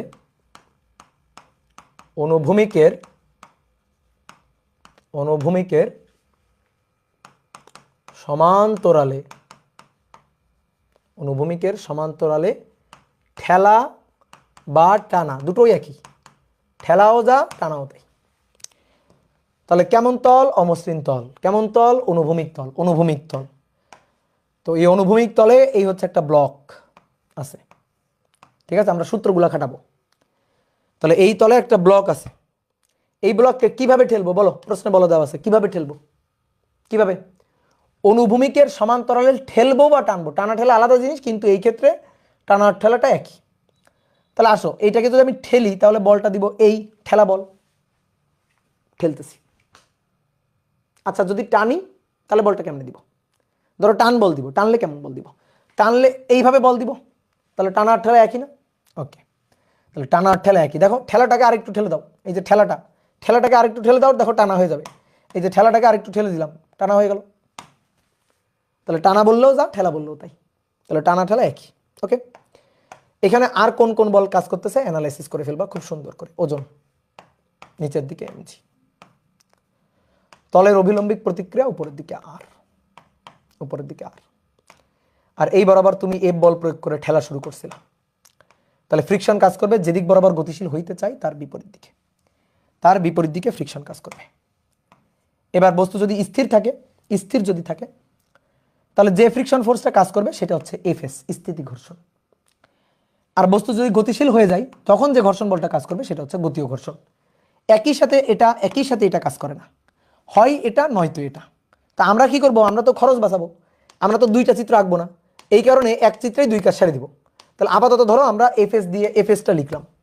তাহলে এবার আসো, এবার আমরা স্থিতি ঘর্ষণের হিসাব, স্থিতি ঘর্ষণ ভালো করে শুনবা ভাই, স্থিতি ঘর্ষণের হিসাব করব। যদি আমরা ম্যাথ পড়ে, ঠিক আছে, বিভিন্ন ম্যাথ আসবে, ম্যাথ পড়ে যদি বুঝি বস্তু স্থির, তখন আমরা বুঝবো যে উপরে সমান সমান নিচে, ডানে সমান সমান বামে, মানে বস্তু স্থির কোনো গতি নেই, বস্তু স্থির কোনো গতি নাই। তাহলে উপরে সমান সমান নিচে, ডানে সমান সমান বামে, অর্থাৎ এক্স অক্ষ বরাবর তার কোনো গতি নেই, ওয়াই অক্ষ বরাবর তার কোনো গতি নেই। তাহলে স্থিতি ঘর্ষণ হলে ওয়াই অক্ষ বরাবর, মানে উলম্ব বরাবর আর কি, ওয়াই অ্যাক্সিস বরাবর যদি আমরা লিখি সূত্র, তাহলে আর আর এম জি এরা দুইজন পরস্পর সমান।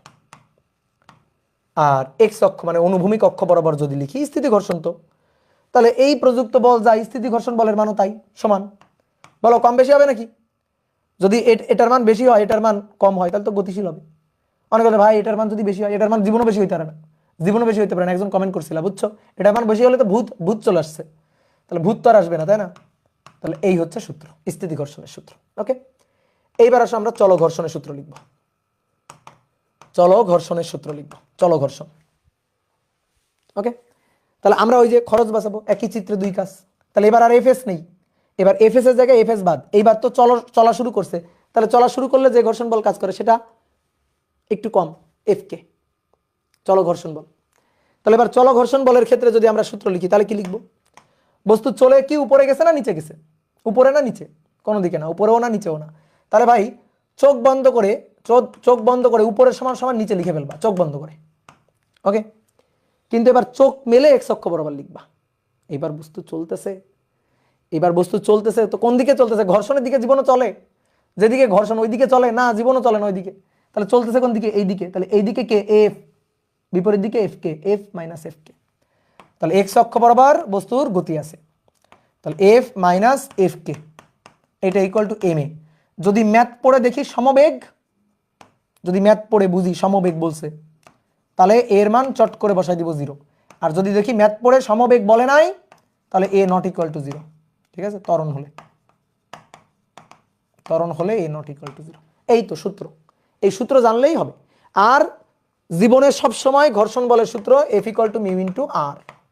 আর এখানে দেখো দুই ক্ষেত্রেই আর সমান সমান এমজি, আর সমান সমান এমজি। তাহলে ভাই ঘর্ষণ বলের সূত্র মিউ আর এর জায়গায় এমজি।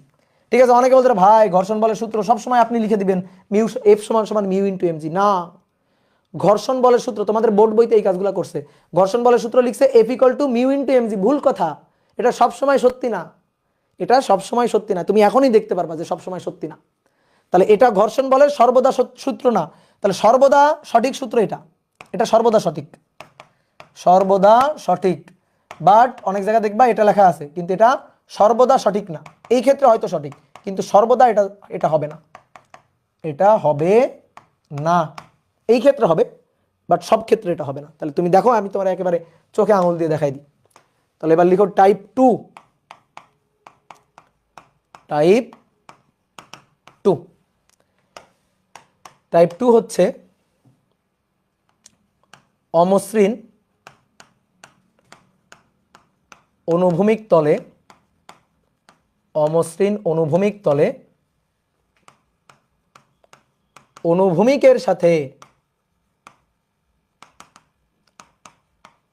তির্যকভাবে মানে আলফা কোণ করে, আলফা কোণে টানা, আলফা কোণে টানা, টানবো এবার, ঠিক আছে, এবার টানা।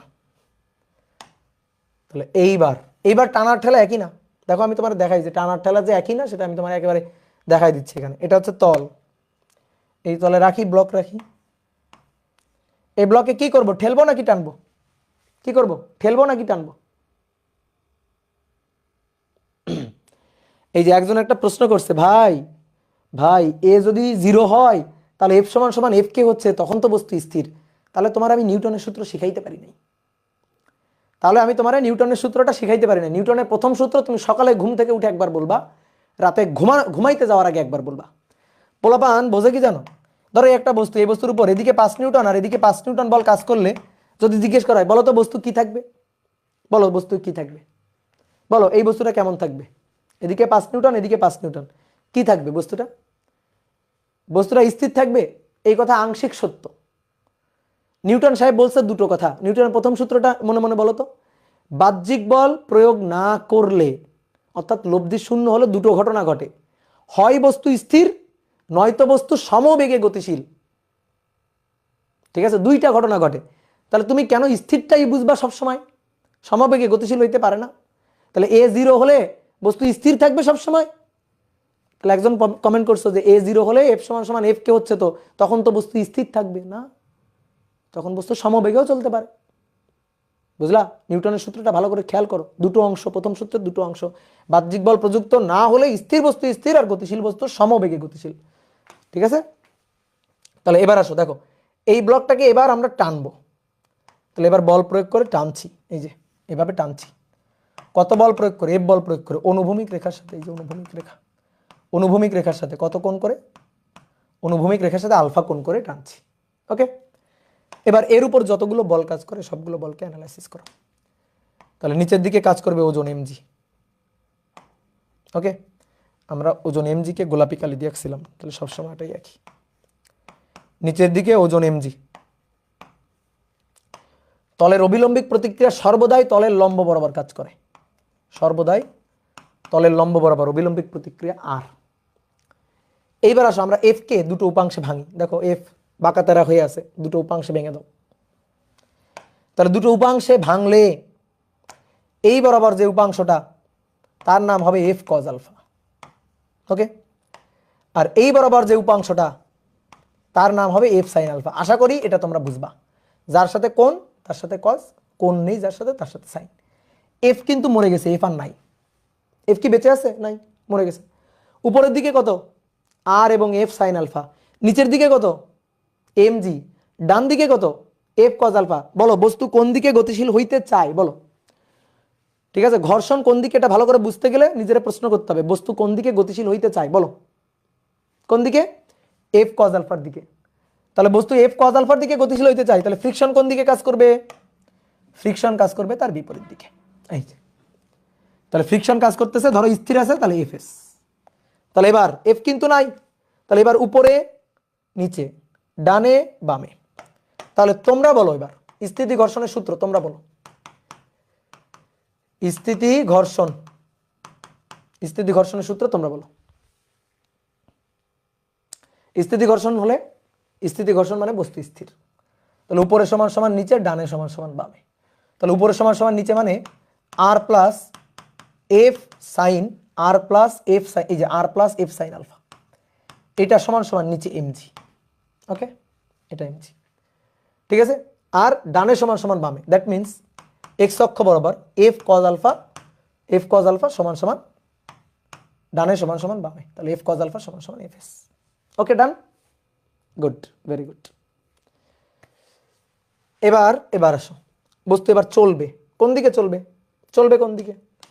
এই দিক বরাবর চলবে, যেহেতু এই দিক বরাবর তুমি টানতেছো তাহলে অনুভূমিক বরাবর আগাবে, এফ কজ আলফার দিকে আগাবে। তাহলে বিপরীত দিকে ফ্রিকশন, সেই ফ্রিকশনটা কত? বিপরীত দিকে ফ্রিকশন কত? এফ কে, কারণ চলতেছে এবার। তাহলে যখনই দেখবা চলতেছে, সমবেগে চলুক বা ত্বরণ নিয়ে চলুক, তখন গতি ও ঘর্ষণ বল এফ কে কাজ করবে। ওকে, তাহলে এবার আসো চলো ঘর্ষণ বা গতি ও ঘর্ষণ। বস্তু কি উপরে উঠে গেছে? না। বস্তু কি নিচে ঢুকে গেছে? না। তাহলে R plus F sine alpha এইটা ইকুয়াল টু নিচের দিকে M G. Okay, R plus F sine alpha equal to নিচের দিকে এমজি। এইবার বলো দেখি গতি কোন দিকে? এই দিকে গতি। তাহলে এই দিকে গতি, বিপরীত দিকে ফ্রিকশন। কোন ফ্রিকশন? এফ কে। তাহলে চলতেছে যেহেতু, তাহলে এফ কজ আলফা বড় মাইনাস এফ কে থেকে তো কোনোদিন বিয়োগ হবে না, কারণ বস্তু তার ঘর্ষণের দিকে যাবে না। তাহলে F cos alpha minus F K equal to M A. চিত্র আঁকা উচিত দুইটা, ঠিক আছে, যে একবার এফ এস একবার এফ কে, কিন্তু আমরা খরচ বাঁচানোর জন্য চিত্র আঁকতেছি একবার, বুঝলা? এবার বস্তু যদি সমবেগে চলে, আবার একই কথা, যদি প্রশ্ন পড়ে আমরা দেখি সমবেগে, তাহলে এই সূত্র লেখার পরে চট করে এর মান বসাবো 0। আর যদি দেখি না ত্বরণ নিয়ে চলতেছে, ওকে, তাহলে ত্বরণ নিয়ে চললে এর মান নট ইকুয়াল টু 0, কিছু একটা হবে। এই হচ্ছে কাহিনী। তো আমরা বলতেছিলাম যে টানার ঠেলা অনুভূমিকের সমান্তরালে একই, কিন্তু অনুভূমিকের সাথে কোণ করে টানার ঠেলা একই না। ঠিক আছে, অনুভূমিকের সাথে কোণ করে টানার ঠেলা একই না। ফাহাদ বলছে বুঝি নাই। কি বুঝো নাই? এইটা বড়, এইদিকে বস্তু গতিশীল, আর বিপরীত দিকে ঘর্ষণ এফ কে, তাহলে এইটা মাইনাস এইটা ইকুয়াল টু এম এ। ঠিক আছে, ক্লিয়ার? ঠিক আছে, একটু চিন্তা করো, একটু ভাবো, নিজের সময় দিয়ে ভাবো যে কি হচ্ছে, বস্তু কোন দিকে যাচ্ছে। ওয়াই অক্ষে গতি নাই কেন? আচ্ছা তুমি টানো তো একটা বস্তুরে, তুমি তোমার বাসায় ট্রলি বা লাগেজ আছে, সেই ট্রলি বা লাগেজ এইভাবে টেনে টেনে নিয়ে যাবা, তো সেটা আকাশে উড়ে যাবে না মাটিতে ঢুকে যাবে? বলো, সেটা আকাশে উড়ে যাবে নাকি মাটিতে ঢুকে যাবে? উপরে চলে যাবে, আকাশে উড়ে যাবে, বা আকাশে উড়ে যাবে? একজন বলছে আকাশে উড়ে যাবে, উপরে উড়ে যাবে।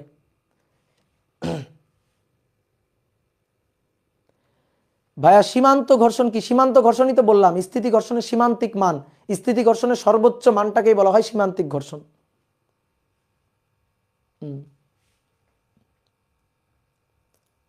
মাটিতে ঢুকে যাবে, একজন লিখছে মাটিতে ঢুকে যাবে। এদের ধরে মারো তো, এদের ধরে মারো, এই টাইপের কমেন্ট যারা করছে তাদের ধরে মারো। এবার টাইপ 3 তোমরা করবা। তাহলে অমসৃণ অনুভূমিক তল, অমসৃণ অনুভূমিক তলে অনুভূমিকের সাথে আলফা কোণে এবার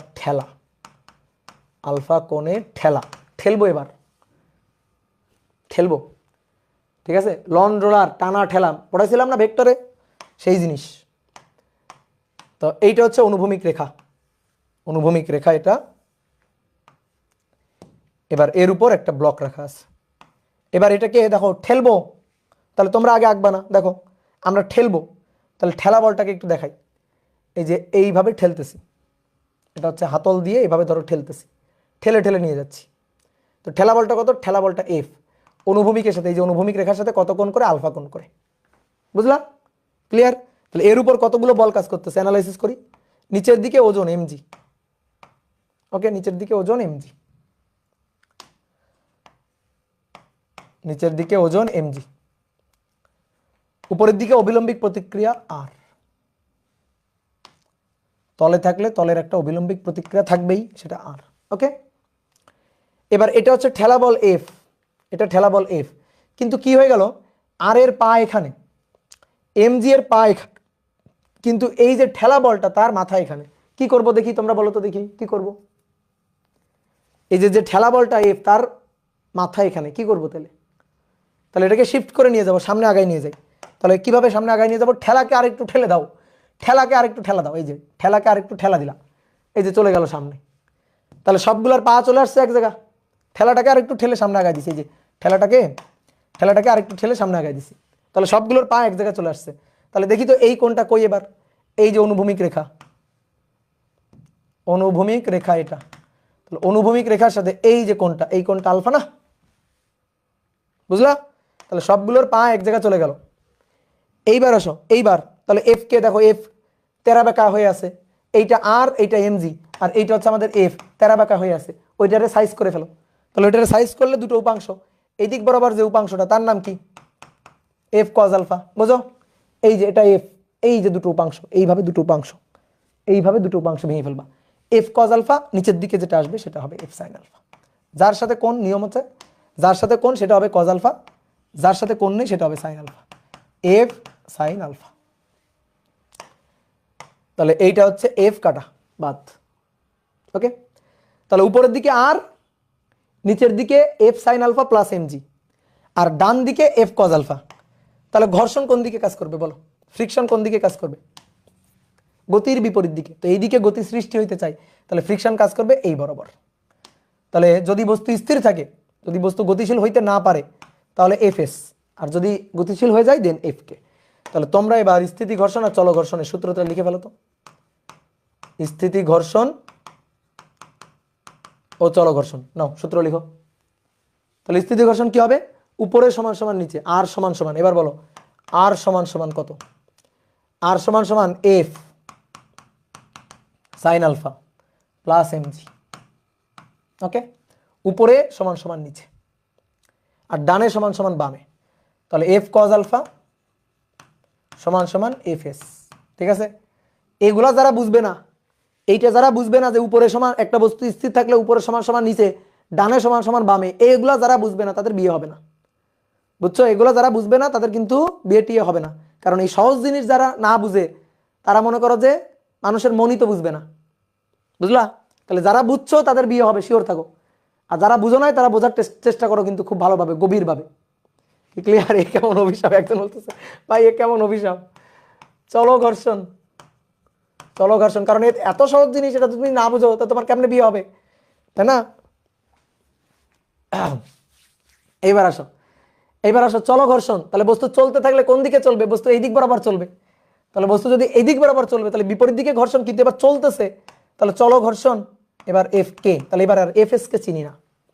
তাহলে বস্তু তার আকাশে উড়ে যায় নাই, যে বস্তু আকাশে উড়ে গেছে না, মাটিতে ঢুকে গেছে না, তাহলে উপরে সমান সমান নিচে, এটা তো সেম থাকবে। তাহলে আর সমান সমান এফ সাইন আলফা প্লাস হচ্ছে এমজি।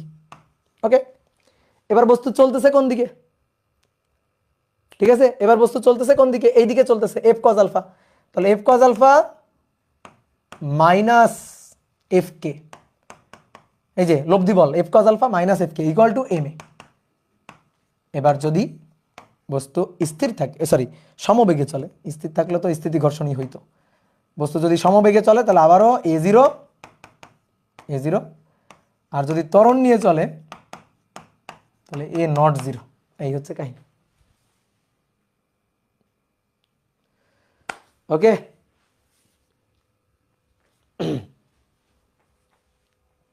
তাহলে এই হচ্ছে আমাদের ঘটনা। এইবার তোমরা বলো তো, একটা প্রশ্নের উত্তর তোমরা পড়ছিলা ভেক্টর অধ্যায়ে, তোমাদের পড়াইছিলাম লন রোলার ঠেলা অপেক্ষা টানা সহজ কেন? মনে পড়ে? তো তখন তুমি যখন ভেক্টর পড়তা তখন তো তুমি ছোট মানুষ ছিলা, তখন তুমি কেবল ভেক্টরের কনসেপ্ট পড়ছিলা। তো তখন আমরা ভেক্টরের কনসেপ্ট যতটুকু পড়ছি সেই কনসেপ্টের উপর উত্তর দিছিলাম যে টানার সময় আপাত ওজন কমে যায় আর ঠেলার সময় আপাত ওজন বেড়ে যায়, এটা আমরা বলছিলাম। ঠিক আছে, হালকার উপর ঝাপসার ঘটনা বলছিলাম।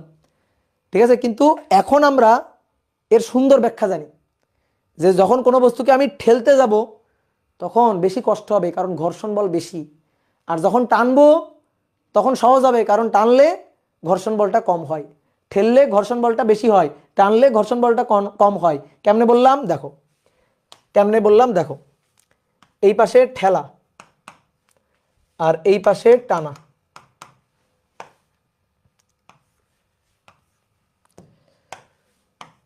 যখন তুমি ঠেলবা, এই যে ব্লক, এই ব্লককে ঠেলতেছো, অনুভূমিকের সাথে আলফা কোণ করে ঠেলতেছো।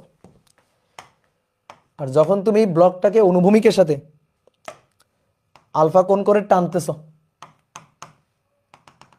আলফা কোণ করে টানতেছো, এই দেখো দুই ক্ষেত্রে আমরা ফ্রিকশন হিসাব করব। তাহলে দুই ক্ষেত্রে আমরা ফ্রিকশন, আসো ফ্রিকশন হিসাব করি। তাহলে ফ্রিকশন ফোর্স এফ, ঠিক আছে, যে কোনো ফ্রিকশনই বলতে পারো, যে কোনো ফ্রিকশনই বলতে পারো, ফ্রিকশন ফোর্স যে কোনো ফ্রিকশন, স্থিতি ঘর্ষণ, গতি ঘর্ষণ, যেটাই বলো না কেন।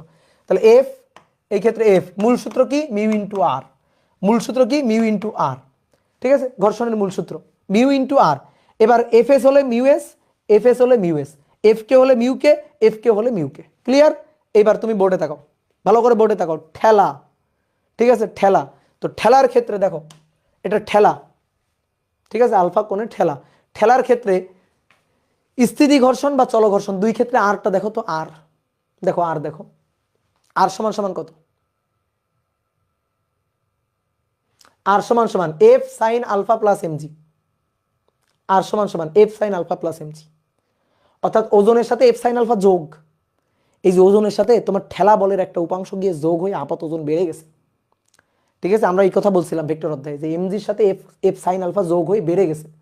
তাহলে আর সমান সমান M G plus F sine alpha, R সমান সমান M G plus F sine alpha. এই ক্ষেত্রে আর সমান সমান M G plus F sine alpha. Okay, টানার ক্ষেত্রে আসো, টানা। তাহলে টানার ক্ষেত্রে আর স্থিতি ঘর্ষণ বা চল ঘর্ষণ, যেটাই দেখো না কেন, দেখো তো স্থিতি ঘর্ষণ আর, আর দেখবা আর, আর ইকুয়াল টু কি হবে বলো? R equal to M G minus F sine alpha. এই এখানে দেখো R M G minus F sine alpha, then okay. তাহলে টানার ক্ষেত্রে, টানলে, টানার সময় আর সমান সমান M G minus F sine alpha. Okay, done. তাহলে আমরা ঘর্ষণ বল হিসাব করতে গেলে আমাদের কি লাগবে? মিউ এর সাথে কি গুণ দিতে হবে? ঠিক আছে, মিউ এর সাথে কি গুণ দিতে হবে বলো? আর এর গুণ দিতে হবে। ওকে, তাহলে mu into R, R equal to এই ক্ষেত্রে M G, R equal to M G plus F sine alpha. এই ক্ষেত্রে mu equal to R, R equal to M G minus F sine alpha. এই ঘর্ষণ বলটাকে আমি বললাম F1, এই ঘর্ষণ বলটাকে আমি বললাম F2। এবার তুমি বলো, তুমি আমার ব্যাখ্যা দাও, আমি আর পারি না, আমি আর পারি না। এবার তুমি আমার বুঝাই দাও ঘটনা কি। তাহলে এই ক্ষেত্রে প্লাস, এই ক্ষেত্রে মাইনাস, তাহলে কোন ঘর্ষণ বলটা বেশি? এই ঘর্ষণ বলটা বেশি। তাহলে F1 is greater than F2, বুঝছো? এটা হচ্ছে আসল ব্যাখ্যা, টানা ঠেলার আসল ব্যাখ্যা ওইটা। আমরা ভেক্টর অধ্যায়ের ছোট মানুষ ছিলাম, ছোট ব্যাখ্যা দেখছিলাম। এইটা হচ্ছে আসল ব্যাখ্যা, যে ঘর্ষণ বল ঠেলতে গেলে ঘর্ষণ বল বেশি, আর টানলে ঘর্ষণ বলটা কম, ঠিক আছে। এই বলটা ঠেলার ক্ষেত্রে, ঠেলার জন্য ঘর্ষণ বল, আর এটা টানার জন্য, টানার জন্য ঘর্ষণ বল। ওকে, তাহলে মনে করো কোনো একটা বস্তুকে ঠেলে যদি গতিশীল করতে চাও, ঠেলার সময় স্থিতি ঘর্ষণের মান, ধরো স্থিতি ঘর্ষণ দিয়ে হিসাব করতেছি, ঠেলার সময় স্থিতি ঘর্ষণের মান মনে করো 15 নিউটন, কিন্তু যখন টান দিবা, টান দেওয়ার সময় স্থিতি ঘর্ষণ বলের সর্বোচ্চ মান হয়ে যাবে 12 নিউটন। তাহলে ঠেলে গতিশীল করতে গেলে স্থিতি ঘর্ষণ বলের সর্বোচ্চ মান 15, আর টেনে গতিশীল করতে গেলে স্থিতি ঘর্ষণ বলের সর্বোচ্চ মান 12। তাহলে কোনটা সহজ? টানাটা সহজ, ঠেলাটা কঠিন। তাহলে টানা সহজ, ঠেলা কঠিন। একটা শর্টকাট শিখাই দিয়েছিলাম, মনে পড়ে? যে এমসিকিউতে আসলে কিভাবে মিলাবা, ঠ এর সাথে ঠ মিলাবা, ঠ ঠ ঠ ঠ ঠ, এই যে কঠিনের ঠ, ঠেলার ঠ, ঠ এর সাথে ঠ মিলাবা। ওকে, ডান। তাহলে আজকে এই পর্যন্ত। নেক্সট দিন আমরা ঘর্ষণের আরো কয়েকটা টাইপ পড়ে দেন আমরা ঘর্ষণের ম্যাথগুলো করে ফেলবো, ঠিক আছে।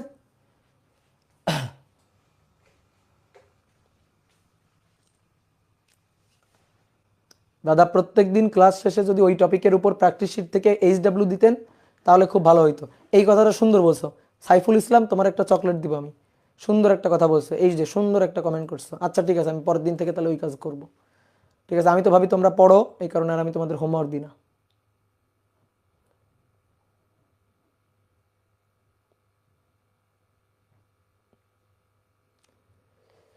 এইবার বলো দেখি তোমাদের কোনো কমেন্ট আছে কিনা, বলো এবার, বলো বলো বলো।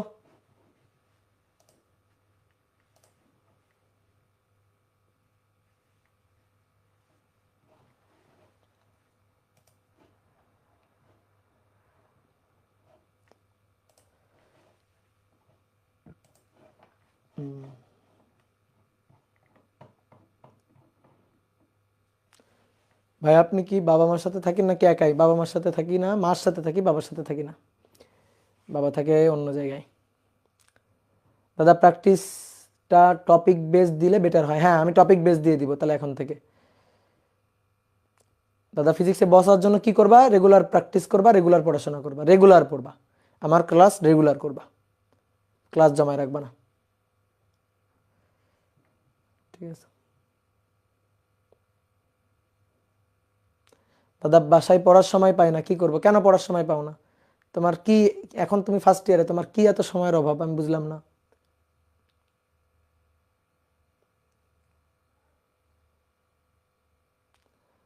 ভাই আপনার সংজ্ঞা এক্সামে লিখছি, স্যার কেটে দিছে। সামান্তরিক সূত্র, সামান্তরিক সূত্র কেটে দিছে। দেখি তুমি আমার দেখাইও তো, গ্রুপে পোস্ট দিয়ে দিও তো, দেখি তোমার স্যার কি কেটে দিছে। দিও, গ্রুপে পোস্ট দিয়ে দিও, তারপর আমি স্যারের সাথে কথা বলবো না। আগে দেখবো তুমি কি লিখছো। তুমি যদি ভুল লিখো, দাদা আপনার মতো হতে চাই, কি করবো? আমার মতো হইতে হবে না, তুমি তোমার মতো হও। ঠিক আছে, তুমি তোমার মতো হও।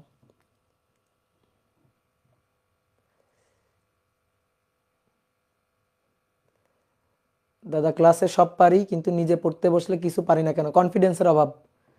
কনফিডেন্স নাই তোমার, নিজের উপর কনফিডেন্স নাই। ক্লাস করে নিজের উপর কনফিডেন্স রাখবা যে আমি সব পারবো।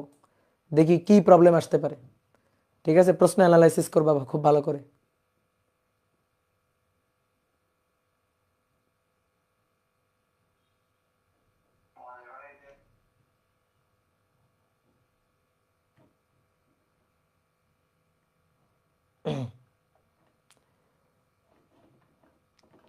দাদা এটা শেষ হইতে কতদিন লাগবে? এই অধ্যায় শেষ হইতে কতদিন লাগবে? 10 দিন পর হাফ ইয়ারলি।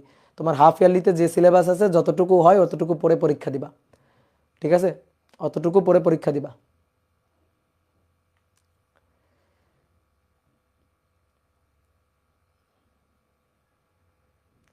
দাদা এরপর কোন চ্যাপ্টার পড়াবো? এরপরে কোন চ্যাপ্টার পড়াইতে পারি?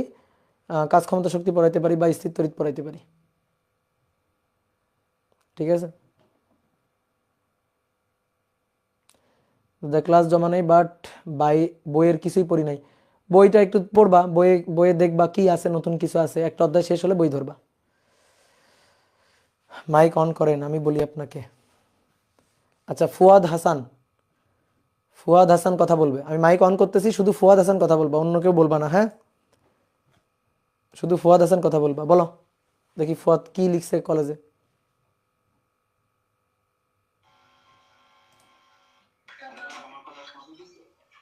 হ্যাঁ ফুয়াদ বলো, ফুয়াদ। হ্যাঁ শুনতে পাচ্ছি, বলো।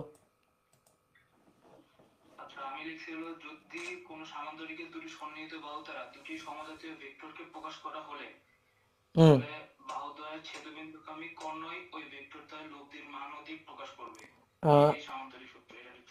তা এটা কেটে দিছে কেন?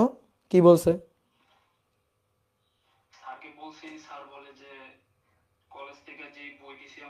হ্যাঁ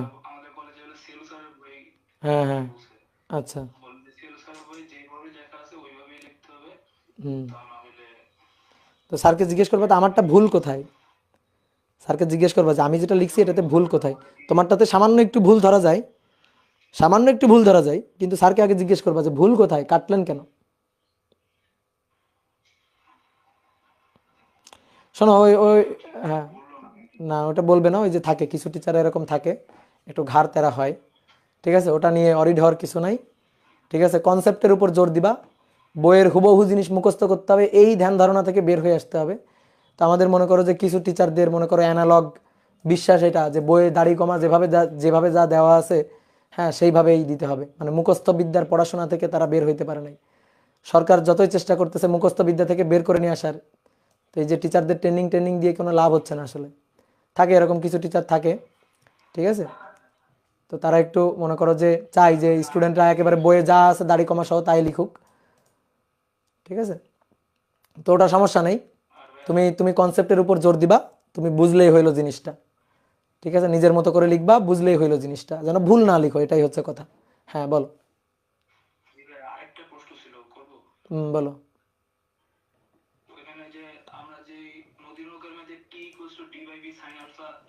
যে ডাইরেক্ট ম্যাথ করছি না, কেটে দিছে। এটা কি ডাইরেক্ট কোনো সূত্র না? এটা ডাইরেক্ট কোনো সূত্র না, ডাইরেক্ট ডাইরেক্ট হচ্ছে কি, আমি তো ক্লাসে বলছিলাম, বারবার বলছিলাম যে তোমরা যদি পারো একটু প্রথম 2 লাইন লিখবা, বলছিলাম না ক্লাসে এটা? বলো, বলছিলাম যে প্রথম 2 লাইন একটু লিখে নিবা, বলছিলেন। যে ডি ডিভাইডেড বাই, ধরো প্রস্থ ডিভাইডেড বাই প্রস্থ বরাবর বেগের উপাংশ, এটা লিখে দেন তারপরে লম্বাংশ উপপাদ্য অনুযায়ী তুমি লিখবা U cos 0 V cos alpha. ঠিক আছে, এটা লিখে তারপরে করবা, তো এটা করলে সবচেয়ে বেটার হয়। তবে অ্যাডমিশন টেস্টে তুমি ডাইরেক্ট সূত্র খাটাইতে পারবা, কিন্তু বোর্ড পরীক্ষাতে ধরো তোমার গ ঘ কোশ্চেন চাইছে, এখন গ ঘ কোশ্চেনে তুমি একবারে 1 লাইনে উত্তর করে দিছো, তো টিচার তো মার্ক দিতে চাইবে না, এই কারণে একটু প্রশ্নের সাইজটা বড় বানাবা, বুঝলা? বোর্ড পরীক্ষাতে একটু প্রশ্নের সাইজটাকে ধরো, মানে সাপোজ এটা হচ্ছে কি অবস্থা বুঝে ব্যবস্থা, ধরো তোমার চাইছে নদী পার হইতে কত সময় লাগবে, প্রশ্নের মার্ক হচ্ছে 4, এখন তুমি কি করলা, T equal to D by B sine alpha একবার লিখে দিলা, এটুকু লিখে দিয়ে 1 লাইনে ম্যাথ করে দিয়ে আসলা, তো টিচার তো 4 দিতে গিয়ে তো তার একটু কিপটামি সে করবেই, বুঝলা? এই কারণে একটু দেওয়া আছে নদী এঁকে ফেলবা, সুন্দর করে একটা নদী এঁকে ফেলবা, তারপরে দেওয়া আছে একটু লিখবা, মানে বোর্ড পরীক্ষায় যত ঢং চং করতে পারো আর অ্যাডমিশনে যত লাইন গ্যাপ দিতে পারো। ওই ম্যাথ আমি 1.5 পৃষ্ঠা লিখছি। তাও কেটে দিছে। উনি খালি বলে যে উনি খালি বলে যে তুমি এখানে এই সূত্রটা কেন ইউজ করছো, বলে যে আমি 2013 সাল থেকে বোর্ডের খাতা দেখি, হ্যাঁ আমি এই সূত্র কোনো জায়গায় দেখি নাই, হ্যাঁ। এগুলো এগুলো বললো। ও, স্যারকে বলবা যে আমি স্যার, খালি সব রাখছি। স্যারকে মাঝে মাঝে ওই, শোনা একটা কাজ করবা, আমাদের ওই নদী নৌকার লেকচারটা নিয়ে স্যারকে দেখাবা, দেখেন তো স্যার এরা এত ভুল পড়াইছে কেন, স্যারকে দেখাবা, এইভাবে বলবা যে স্যার দেখেন তো এরা এত ভুল পড়াইছে কেন, এত ভুল টুল কি করাইছে এগুলা, স্যারকে দেখাবা, তখন দেখবা স্যার আর মার কাটবে না। ঠিক আছে, স্যারকে আবার এইভাবে বলিও না যে স্যার দেখেন স্যার এই যে এখানে এইভাবে করাইছে আপনি কেন কেটে দিয়েছেন, এটা বলবা না, স্যারকে বলবা স্যার দেখেন আপনি কত সুন্দর করে পড়াইছেন, বইতে কত সুন্দর আছে, আর দেখেন তো এরা কি ভুল করাইছে। এইভাবে এইভাবে বলবা। না না, আমাদের আমাদের ফিজিক্স নেয় 2টা স্যার ম্যাডাম। এই হুম ম্যাডাম নেয়, ওই ম্যাডাম হলো রেগুলার কতটা করেছে। হুম। ওই যে ম্যাডাম করেছে, ওই ম্যাডাম আমি আমাদের হ্যালো ভাইয়া। হ্যাঁ, তো ঠিক আছে, আজকে বিদায়, টাটা। সবাই এখন কথা বলতে আসসালামু চাইবে। আলাইকুম স্যার। ওয়ালাইকুম আসসালাম, সবাই ভালো থাকো, পড়াশোনা করো, সবার সাথে কথা হবে, একদিন একদিন করে সবার সাথে কথা হবে। ভাই আপনার অনেক দোয়া আছেন ভাই। ঠিক আছে, থ্যাংক ইউ। ওকে, ঠিক আছে, ওকে, টাটা, টাটা টাটা। ওয়ালাইকুম আসসালাম।